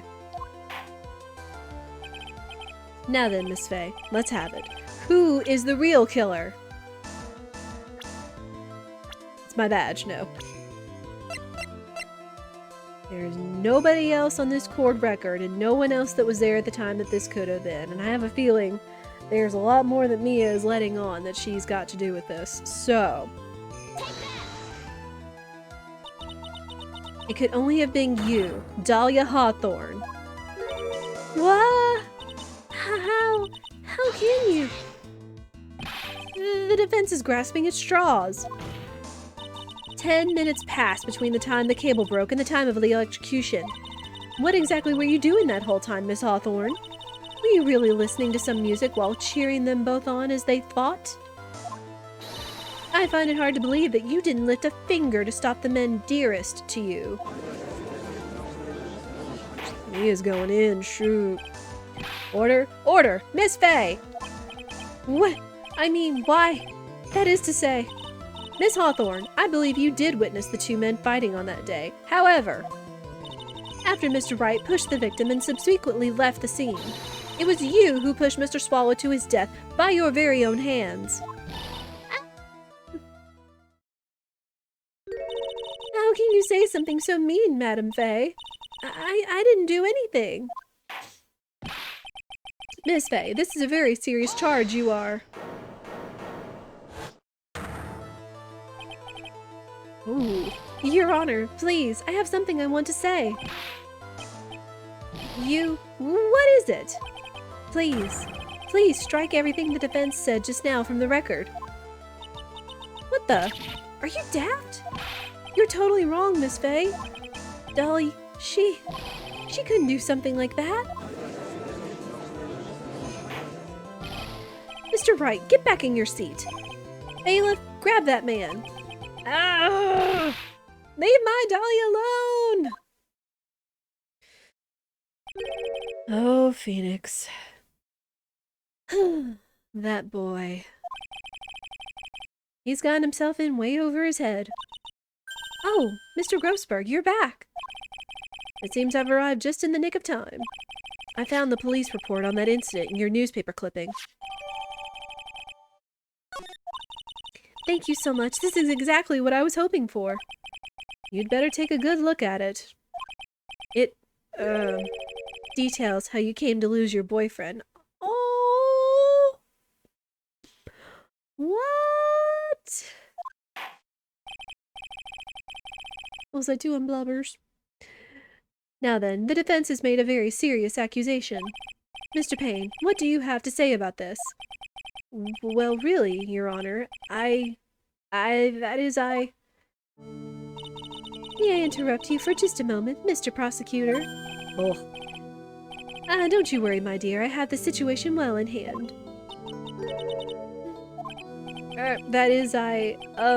Go right ahead. Madam Faye, are you seriously accusing me of killing my sweet Dougie? Yes, I am. Not only am I saying you murdered Doug Swallow, but you also tried to pin the whole thing on your current lover, Phoenix Wright. I told you that you should let me handle this. Sorry. Please, go ahead. How can you say that? I'm absolutely devoted to my dear Feeny. The notion that I would try to frame him is ludicrous. This is all just too much for poor little me to bear. I believe the girl is trying to ask what on earth her motive would be. The answer to that lies somewhere in this police report. It must. 8 months ago, an incident occurred in the basement cafeteria of this building. And then, that same day, the two of them accidentally meet. Your Honor, the defense requests further testimony from Miss Dahlia Hawthorne. Further testimony? About what? About the events of the day when she first met the defendant, Mr. Phoenix Wright. What could that possibly have to do with this case? The witness claims that she has no reason to frame the defendant. Am I correct? Well, I have evidence that suggests that she, in fact, had a very good reason. Mia's going in. Very well, then. The court grants the defense's request. Young lady, would you mind staying on for just a little bit longer? Of course not, Mr. Judge. Get ready for the battle of your life, Dahlia Hawthorne. Let's go!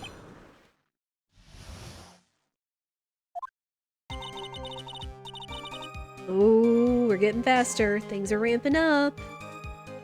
I first met my darling Feeny 8 months ago. It's like we were destined to meet in this very courthouse's basement reading room. The moment our eyes met, my heart skipped a beat. We've been going out ever since that fateful day. We're so lovey-wovey, we literally make people sick. It's just jealousy, I think. Phoenix! You're not helping! Mr. Wright, do that again and you will be held in contempt of court. And now we enter the final act of our little drama. As we used to say in the days of my youth, go get her. Okay. I first met my oh, right. This is this. Press everything. So until that time, you had been dating Doug Swallow? Yes, I'm a real fool, I know. Letting my emotions change so quickly. I'm ashamed of myself. No, not at all. Look at me, I'm infamous for changing my mind. It's okay to change your mind, but it's something to be taken from one relationship directly into the next without something else occurring. But you know, my critics have even taken to calling me Judge Fickle. It's okay to change your mind when you're presented with something new to think about and consider. That's okay. Maybe you should look for a different line of work. Despite that, however, he always hands down the correct verdict. That's why some people also call him the Great Judgini. What?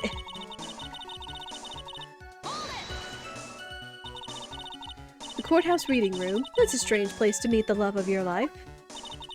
That's not true, Madame Faye. After all, Feeney was not only an art student, he was also planning on becoming a lawyer.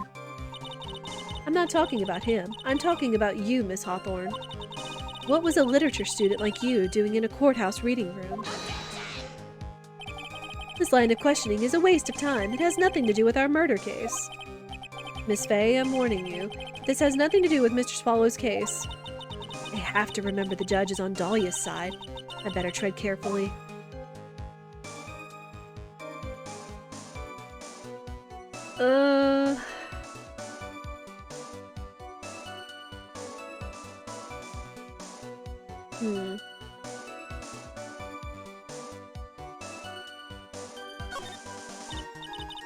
Mia, if the judge gets any angrier, you'll lose the whole case. I'll just have to hold my tongue for the time being. Now then, young lady, please go on with your testimony. Tell us about the time you first met Phoenix Wright.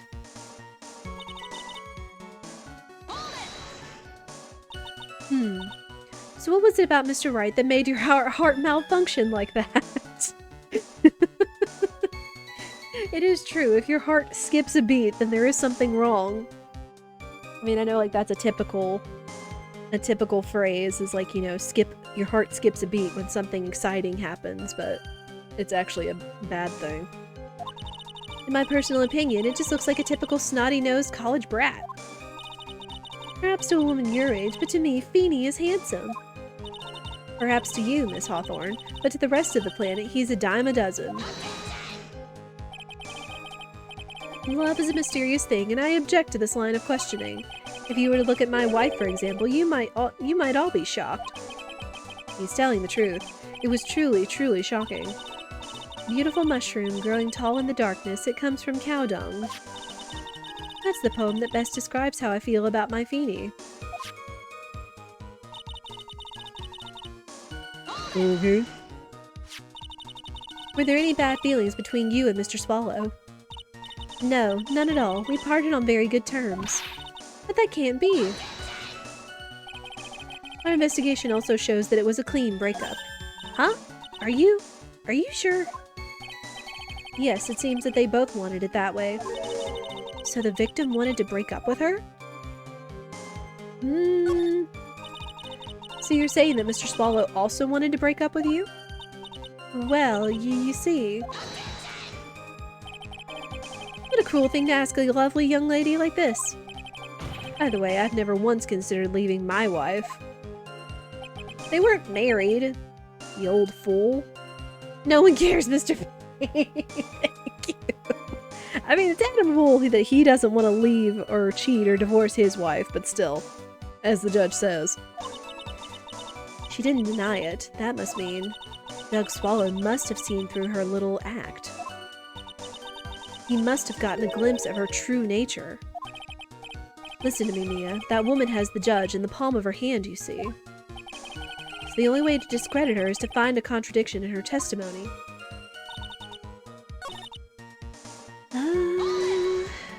Let's see what we get from pressing. Talking about you.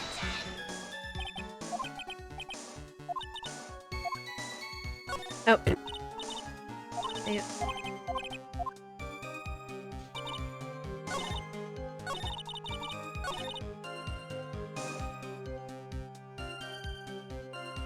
Oh, wait.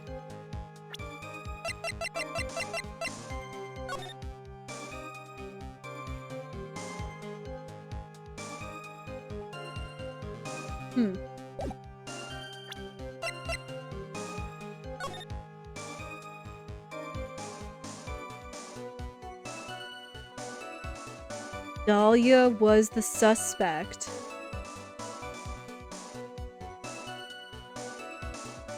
Huh.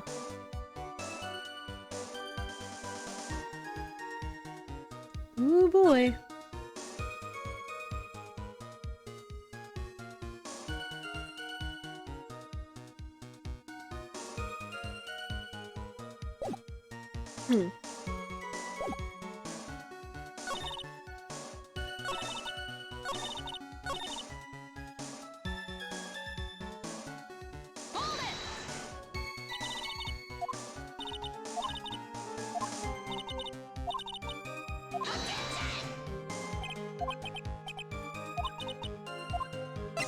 No, keep going. Your Honor, if you'll allow me some latitude, I think I can establish relevance. Please ask her to continue on with her testimony. Very well. Young lady, I've got a simple question for you. What were you doing downstairs in the courthouse reading room? If it pleases Your Honor, the answer is simply this. I had come to this courthouse to do research for a paper I was writing.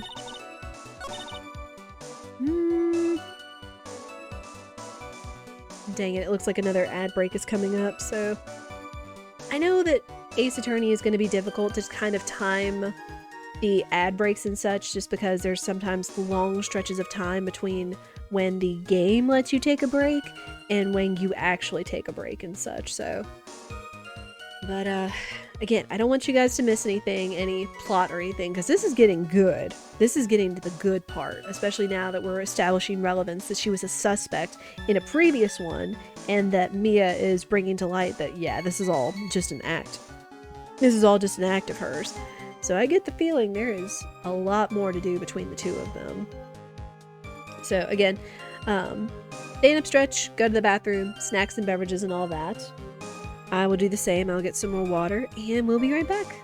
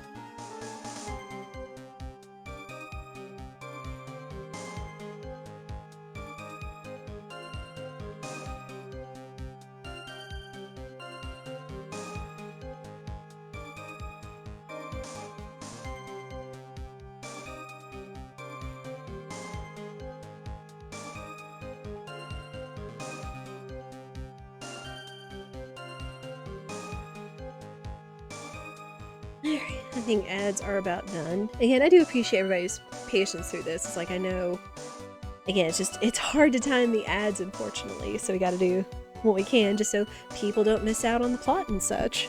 Because this is a good story, I've been told. Alright. So she was doing a research paper. You were writing a paper? On what? On the relationship between modern Senryu poetry and the criminal underworld. Oh, that sounds like a fascinating research idea. Am I getting old? Now I've even forgotten what I've forgotten. Again with the midlife crisis stuff. Mia, why did that girl really come to this courthouse? Isn't that what you wanted to know? And speaking of forgetting things, you haven't forgotten the police report, have you? I went through a lot of trouble to get it, my dear, so be sure to read it carefully. Oh, I read it.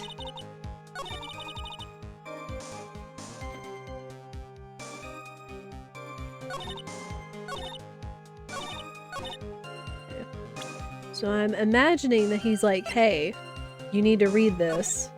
And the reason you came to the courthouse was not for a paper, but because of this, I imagined. Got it. Miss Hawthorne, you weren't here because of your research paper, were you? Didn't you actually come here for a much more important reason? What is the meaning of that cocky smile on your face, Miss Fay? 8 months ago, right here in this very courthouse, there was another tragedy. Another tragedy? Do you mean the incident in which an attorney was poisoned? The name of the suspect in that incident is listed here in this report. And that name is Dahlia Hawthorne. What? Dahlia Hawthorne? Yes, the sweetie pie of everyone's eye, Miss Dahlia Hawthorne. She was the prime suspect in a criminal case just 8 months ago. Oh, snap. Order, order, order. This is unbelievable. It's true then. The loveliest rose can hide even the cruelest thorn. Miss Fay, that's not fair. You can't slander my witness with an unrelated case. I, Winston Payne, will not allow it. Mr. Prosecutor, I believe I was speaking. Pardon me. Go right ahead. It's true that, about 8 months ago, the police expressed some interest in me. Expressed some interest, huh? Mr. Judge, sir, I know I'm under oath, so I'll tell you the absolute truth. I did not commit the crime that occurred during that incident 8 months ago. I see. Okay, I've tied the two crimes together. Now I've just got to stay on the offensive. Well done, Mia. Ooh. You've really lit a fire in my heart, and my buttocks. Mr. Grossberg, no one wants to know or care about that. So calm down. I can hardly tell which is more inflamed, my spirit or my hemorrhoids. There's a reason there's the word gross in this guy's last name. I met the lawyer who was poisoned to discuss something in the cafeteria that day. I left my seat for just a moment, and that's when it happened. From what I heard, it was a liquid poison that is lethal at just 2 teaspoons. Not only that, I heard it was a very special kind of poison. So you see, I'm innocent. I wouldn't even know where to get a poison like that. So that's what happened here 8 months ago. However, as you heard from the witness's testimony, she had nothing to do with it. I think the defense is just about out of tricks. I'm terribly sorry, Mr. Payne, but I'm afraid the defense has many more tricks up its sleeve today, and I'll be sure to show them to you before the end of this cross-examination. What does the defense suddenly feel stronger? Aha, Mia! You're glowing with a true lawyer's aura, my dear. That proud posture and self-confidence absolutely smashing. Alright, child.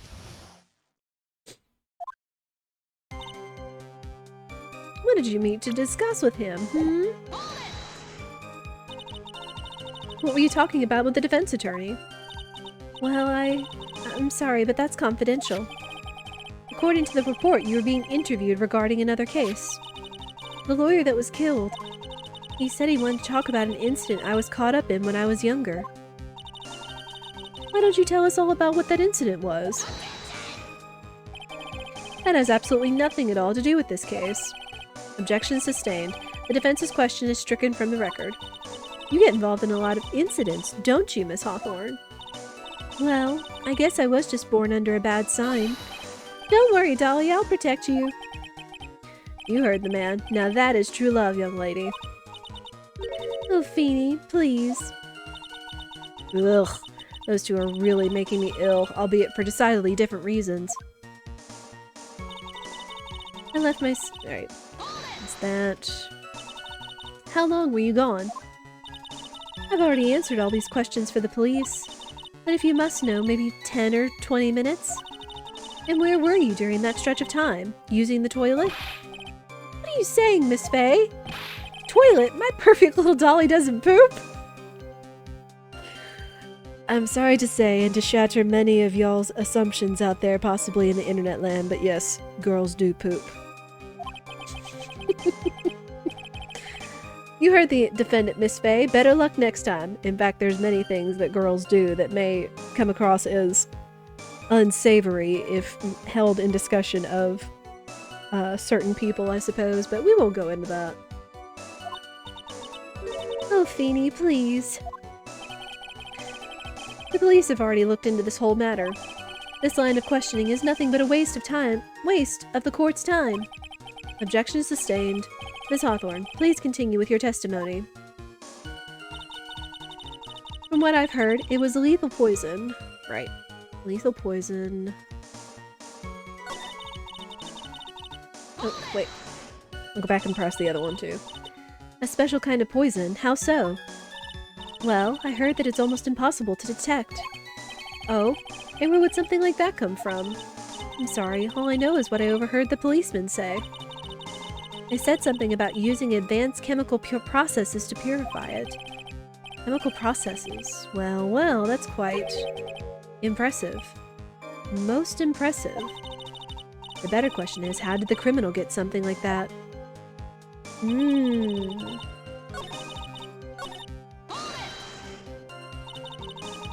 About how much liquid is 2 teaspoons? Well, let me see. My bottle of eye drops says it's a half fluid ounce, which is equal to 3 teaspoons. So it's about 2/3 of that amount, huh? The poison was found in the lawyer's mug of coffee. It must have been after I left the table. Someone must have quietly slipped it in there.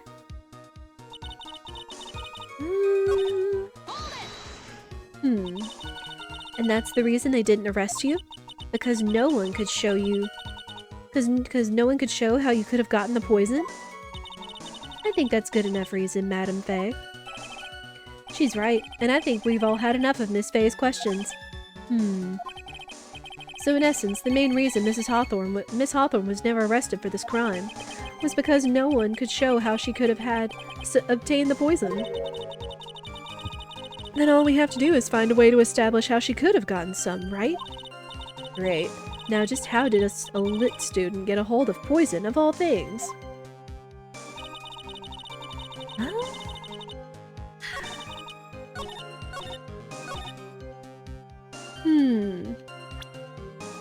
I have an idea.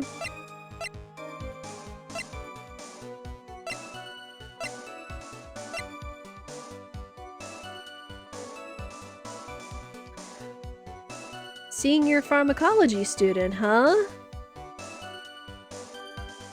And even Phoenix was saying he could be described as the alchemist. Because he was trying to learn how to make other certain medicines and drugs stronger.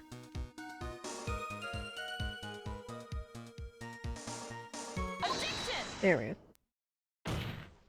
I always hold my breath whenever I present something because I'm afraid that if I don't hear the pause in the sounds, then it's going to be wrong. But even though I'm almost 90-something% sure I'm right. You wouldn't have known how to get that kind of poison? I don't believe you. What? In fact, you had easy access to that kind of poison, didn't you? At your boyfriend's lab. A boyfriend? You mean the victim, Doug Swallow? That's right. Up until 8 months ago, Miss Hawthorne was dating Mr. Swallow. And if you'll recall, Mr. Swallow was a pharmacology student at Ivy University. Pharmacology? His laboratory contained highly advanced chemistry equipment. In fact, without such equipment, the culprit could never have obtained such a rare and special poison. Well, Miss Hawthorne, seems you had access to such a poison after all. And then it was a matter of slipping it into the victim's coffee when he wasn't looking. The only person who could have done that was the one sitting at his very table. You! No! Oh, my dear, yes. Order, order, order. Could it be? That's nothing but a baseless May I say something, Madam Faye? What is it, Miss Hawthorne? The amount of poison in the coffee was 2 teaspoons, correct? In order to carry that much liquid, you would need some kind of container. Well, yes, that's true. I was searched immediately after the incident took place. Quite true. In fact, the entire courthouse was turned upside down. But they didn't find a suspicious container anywhere, did they? She's right. They even mentioned that in the report. Well, you could have easily gotten rid of something that small. Excuse me, madam, but this is a court of law. If you're saying I threw the poison container away, I think you need to show some kind of proof. Proof? She got me good with that. Provide some evidence or I'll have to disallow this line of questioning, Miss Fay. Unless we can come up with some evidence, we're going to lose this lead. The police conducted a full body search of Dahlia and of the entire courthouse, and yet the container holding the poison disappeared right after the crime occurred. You're going to accuse the young lady of committing the murder. Then where's the container the poison was carried in? What happened to it?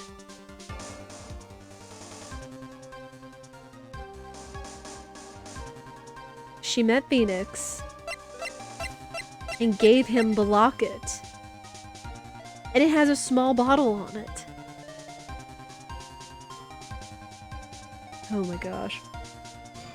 This is some crazy stuff that we're already backtracking to like 3 cases on top of this one we're doing right now in terms of connection, especially with Little Miss Sugar here. Well, they do say a spoonful of sugar makes the medicine go down, even if that medicine is poison. You were forced to get rid of the container in a hurry, weren't you? And that's why you passed it on to someone that had nothing to do with the case. Someone that you knew wouldn't be searched. Who is this person? Mr. Phoenix Wright, of course. So the defendant was this witness's accomplice? Of course not. She gave the poison to him disguised as a present. What? But that's...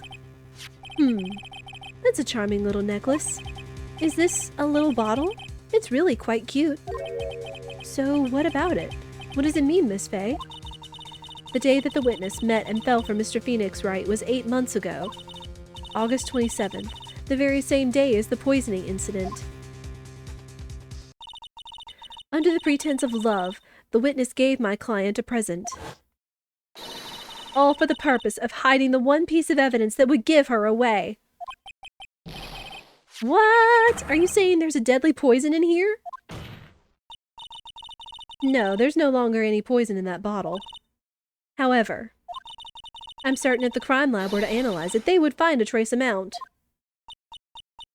Ooh. Alright, child. No! Frame drops, why? What are you doing? Oh my goodness. Hold on, people. There's frame drops happening right now.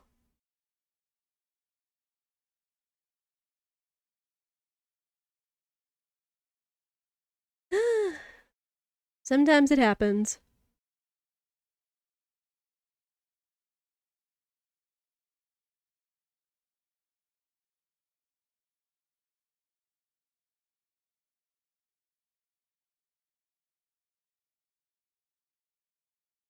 Alright.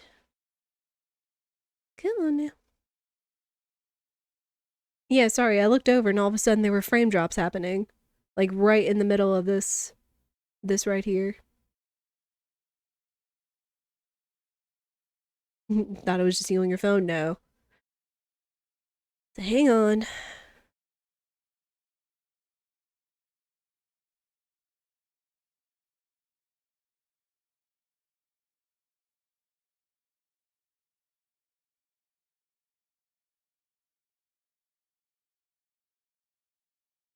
It's stabilizing, but for some reason it's still very low. Okay.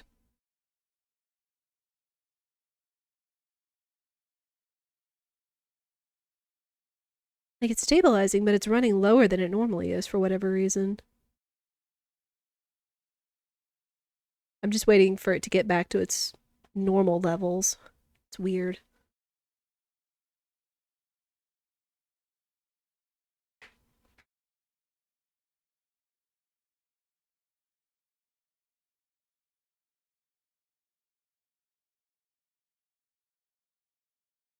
Are you doing anything?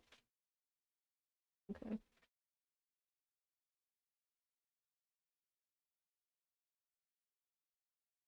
Hmm.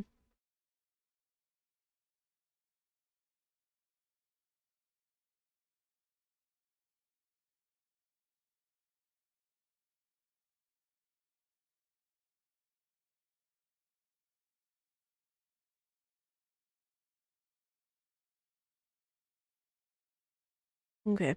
I think it's holding stable, but for whatever reason, it's at lower lower levels than it normally is. So hopefully things are going to just even out from here. There.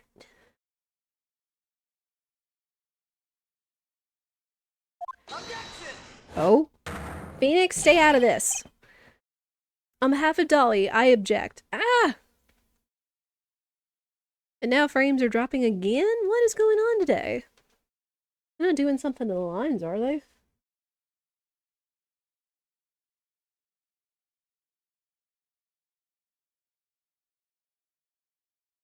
It's like I speak that line and all of a sudden it just plummets again. Internet's being weird today. Alright. Alright, we'll continue. I'll keep an eye on it though. Mr. Wright, control yourself. I won't let you bully her like this. Mr. Wright, I thought I told you to stay in your seat. The network objects on behalf of Dolly. Yep. Mr. Wright, why? Why are you going through so much trouble to protect her? Why? Because. Because I'm madly in love with her. That's really sweet, but, Madly in love. I haven't heard anyone say that in a long time. Mr. Wright, have you ever thought about this? Why exactly would a woman like Dahlia Hawthorne want to date you anyway? Well, I guess she must have been madly in love with me, too. Mr. Wright, please, open your eyes. At this point in the trial, I think it should be obvious to everyone. The real reason that Dahlia Hawthorne is dating you is...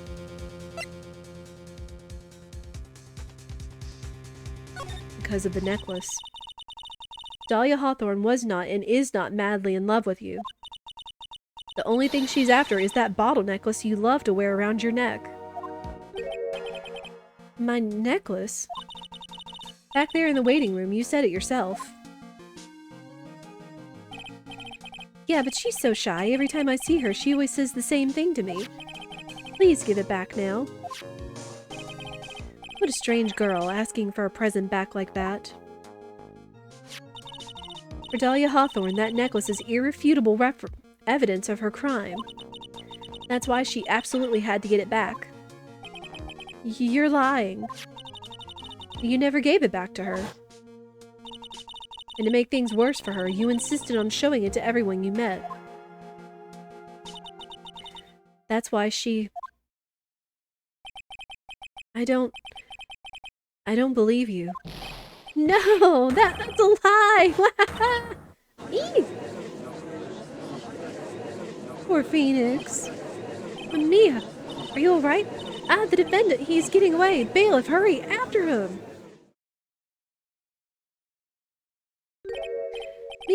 Mia, are you alright? Yes, I think so. That boy, he went completely insane. Where? Where's Mr. Wright? It looks like the bailiff caught him, so he should be back soon enough. Thank goodness. Oh no! What is it? The bottle necklace. Miss Hawthorne's present. It's gone. What? That's terrible. Mr. Wright must have grabbed it when he slammed into me. Foolish boy. That's the only thing that could have saved him. What in blazes are we supposed to do now? Oh, Phoenix. Mr. Wright, this sort of behavior is unprecedented in the history of this court. I'm sorry. I'm afraid that your apology is not enough. Mr. Wright, what did you do with the bottle necklace? Forgive me, I'm sorry. It's okay, just give back the necklace. I ate it. What? Why would you do such a thing? You what? You ate it. It was too big to swallow, so I had to chew it into little bits first, but yeah. Boy! What the? What? What is he doing now? Your Honor, you've got to stop the trial. Mr. Wright, Mr. Wright, are you feeling okay? Does your stomach hurt? That bottle you swallowed may have had some poison left in it.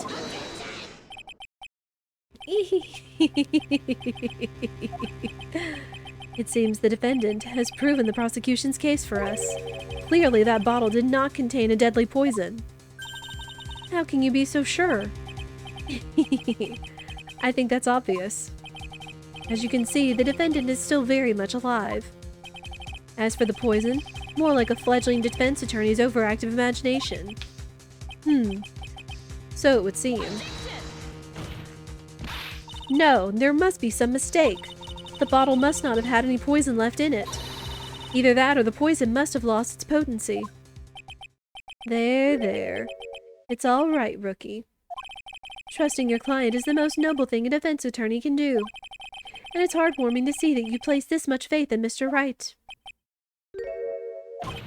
But that's how it is for us on the prosecution side, too. For example, I would trust the witness, Miss Hawthorne, with my very life. Which is why I can state that your assessment of her is completely wrong.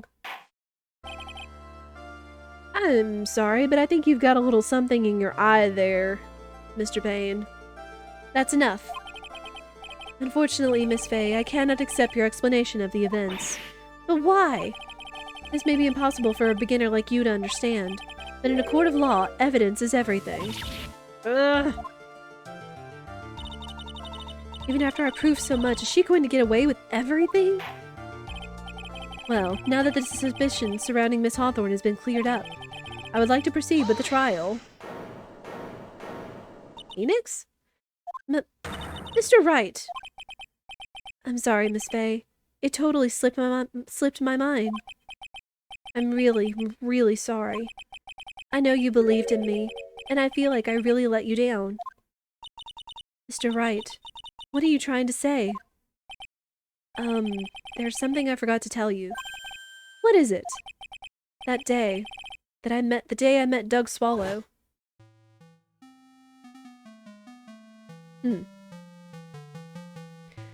That girl. You shouldn't see her anymore. Hey, it's none of your business. I'm telling you for your sake. If you continue to see her, it's going to be bad news. You're lying. Just listen to me. There's something you need to know about that girl. Last night, someone stole some poison from our lab. Poison? The same thing happened 8 months ago. A drug sample was stolen. She came to the lab that time, too. It could only have been her. That girl is a thief. Stop it. Don't talk about her like that. Ooh, boy. Is it true? Did he really say that? That's ridiculous. There's one more thing. After I pushed him that day, I got worried and came back to have a look. And she was there. Dolly was right there. She was crouched down next to him. What? She told me not to ever tell anyone about it, but I'm sorry, Dolly. Your Honor, the defendant is Miss Fay. You tell them. Dolly didn't do it. She's innocent. So Dahlia stole poison 8 months ago too, huh? If you put that together with Mr. Wright's testimony, then there's only one possible conclusion. The defense believes that Miss Dahlia Hawthorne stole some poison on the night before she killed Doug Swallow. The night before? Naturally, her motive for stealing it was to kill someone. Miss Fay, if you're so certain of your theory, then let me ask you this. Mia, this is your last chance. Think carefully now. There's something that she desperately wanted to get back. Therefore, exactly who was Miss Dahlia Hawthorne planning to kill?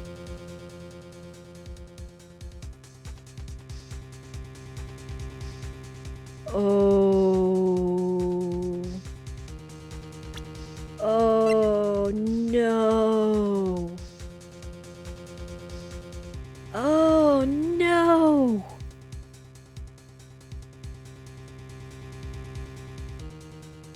She was so desperate to get that pendant back. And she knew, or at least she was somehow witnessing their conversation. Oh, no.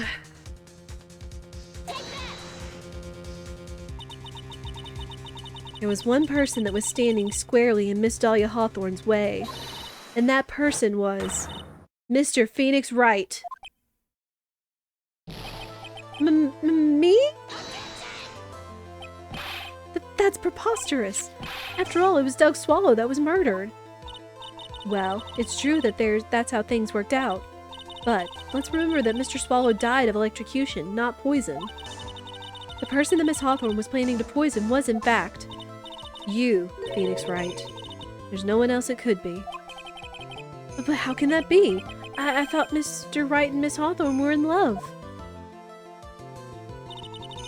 Poor Mr. Wright. This must be killing him.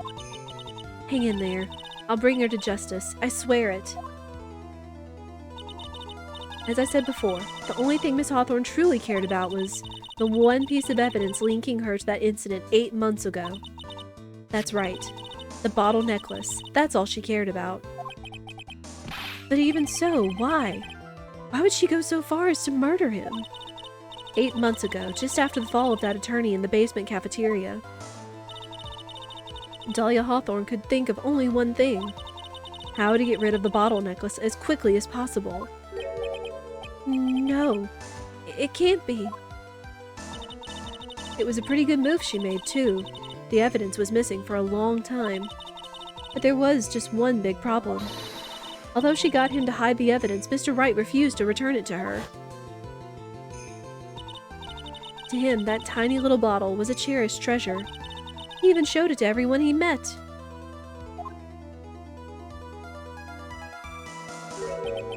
You mean, that's why she tried to kill Mr. Wright? Correct, Your Honor. It was to retrieve that piece of evidence. That can't be true! Poor Phoenix. Feeny, what a joke you are. Oh, snap. Honestly, how can any woman ever count on you for anything? Oh.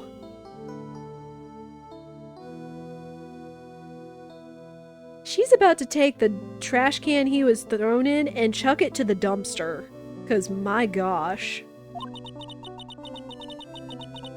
I even told you time and time again to keep your trap shut about me and that necklace. You disgust me. Miss Hawthorne. It appears that we're nearing the end of this trial. Fine.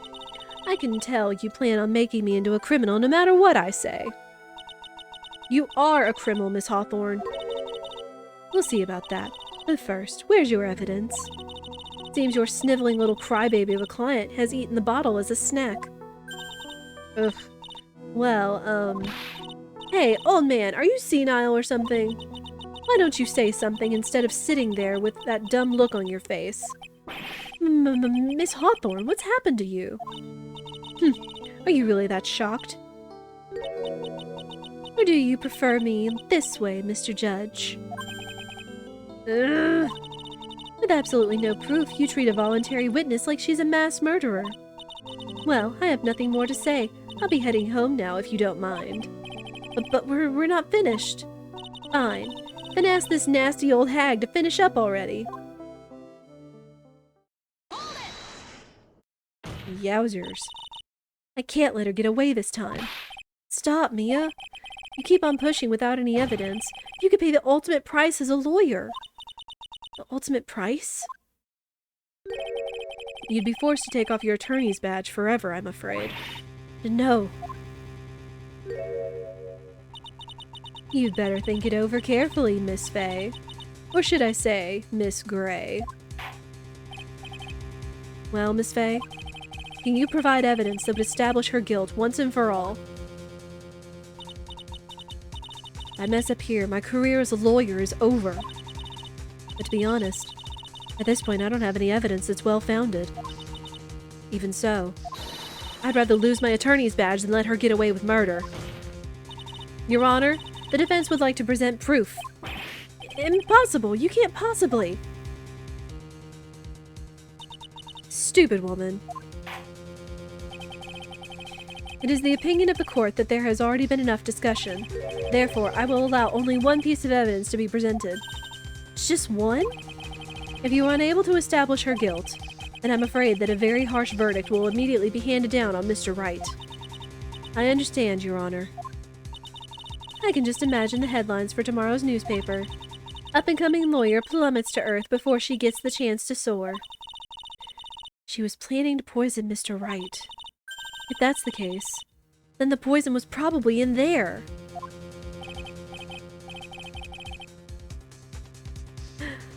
Well then, Miss Fay, please present your evidence. Show to this court irrefutable proof that Miss Hawthorne was planning to poison Mr. Wright. What is the one thing he's been taking every single day without fail that was even found at the crime scene? Had it not been found, this probably wouldn't have come up.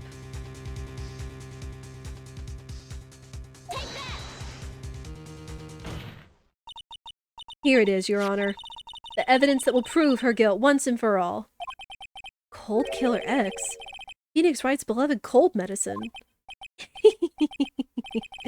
Does our rookie defense attorney have a bit of a cold? If I did, I still wouldn't take this cold medicine. After all, it's been poisoned. What? Remember what the defendant said in his testimony? But I lost my bottle of it around lunchtime on the day of the accident. I always eat with Dolly, just the two of us. She was the one who took his bottle of Cold Killer X. Then she poisoned it, knowing that Mr. Wright was going to take some. Now you're really grasping at straws. After all, it was the victim, Doug Swallow, that was holding the medicine.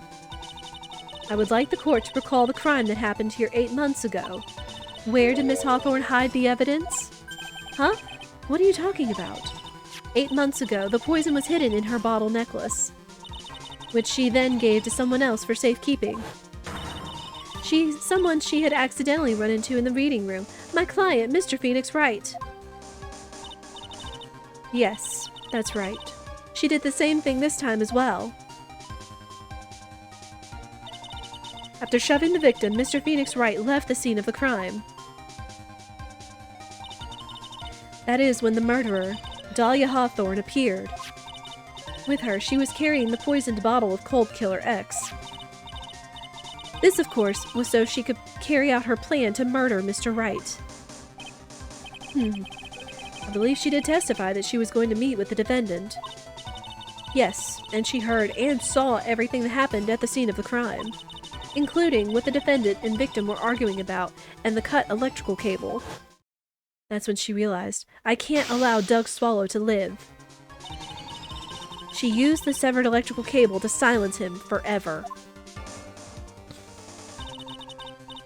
Unfortunately for her, this is where the problem occurred. Mr. Wright, who she thought left the scene, came back to check on the victim. And on top of that, because of the power outage, some students showed up as well. It's hardly any wonder that she was, as she put it, in a state of panic. Recall that she was carrying that bottle of poisoned cold medicine. She must have thought, what if they search me like they did 8 months ago? 8 months ago? Yes, she disposed of the evidence exactly the same way as she did back then. She had someone else hold it, in this case, Doug Swallow.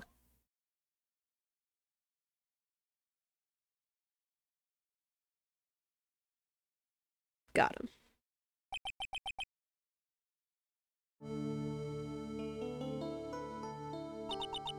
Oh, come on now, everyone. Surely you aren't fooled, are you? This stupid woman, she's nothing but a filthy, stinking liar. Right, Mr. Prosecutor? Huh? Yes, that's exactly right. It's just pure desperation. I wonder which one of us is the desperate one. So, Miss Hawthorne, this cold medicine, I wonder if you wouldn't mind taking some. Well, Mr. Wright ate that necklace of yours, right? Now it's your turn to prove your innocence. What do you say? If I'm just a filthy, stinking liar, then there's no need to worry. So come on, show us. I dare you to take some of this medicine right now. Mia Fey! Mia Fey! Oh! Do you think you've won? Well, do you, Mia Fey? Oh, she's turned into a demon. She's turned into a demon.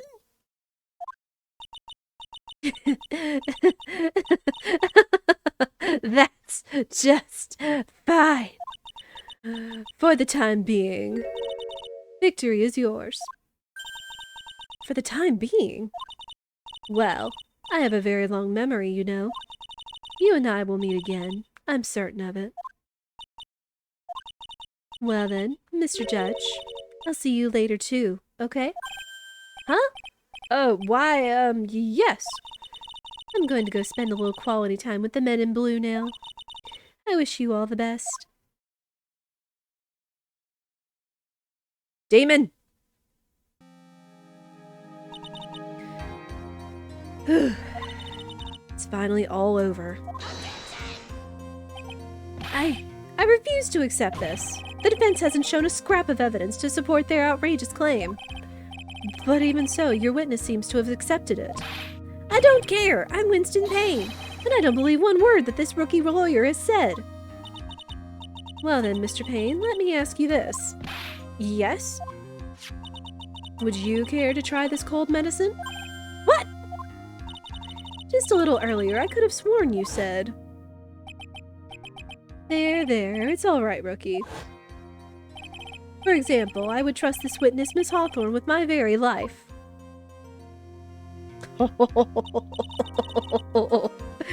So, if she's so trustworthy, then I'm sure there couldn't possibly be any poison in here, right? Well, you see, yes? And here comes the backpedal. Come on now, rookie killer. Show this rookie how it's done. And how much trust do you really have for this woman? Are you willing to bet your life? Yeah.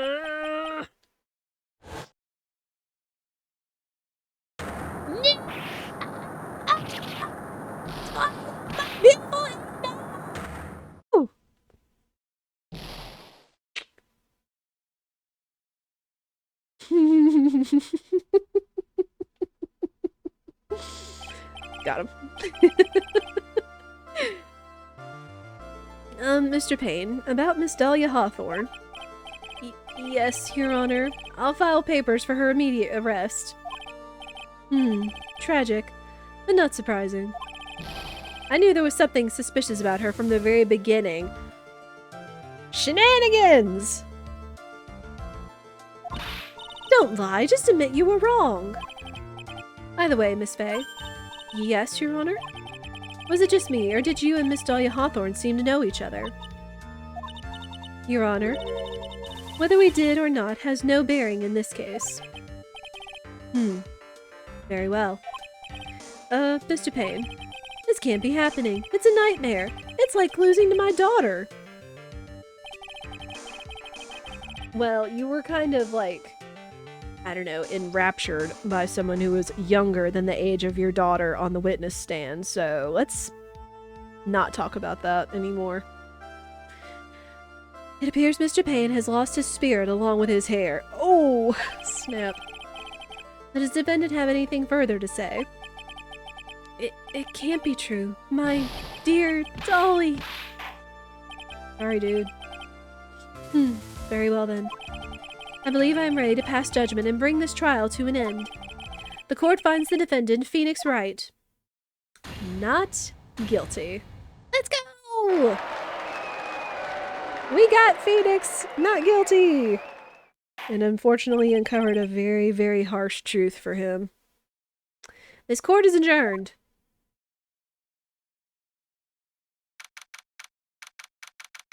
Man, that was a long day. Mia, you were wonderful in there. Thank you for everything, Mr. Grossberg. During the verdict, I thought my hemorrhoids were going to explode like Mount Vesuvius. Dude! Stop that! Mr. Grossberg, do you maybe think you could stop talking about them? Thank you! That's rather rude. No, that's boundaries! Anyway, this case really made me think. What does it really mean to have a relationship of mutual trust with the client? Perhaps it is we veteran lawyers who have lost sight of this. Darn Mr. Grossberg. Poor Phoenix. Oh, Mr. Wright. Congratulations. Thanks. You know, I was thinking. Go on. The dolly that I saw up there on the witness stand. I don't think that was really her. What? Yeah, the dolly I know could never have said those kinds of terrible things.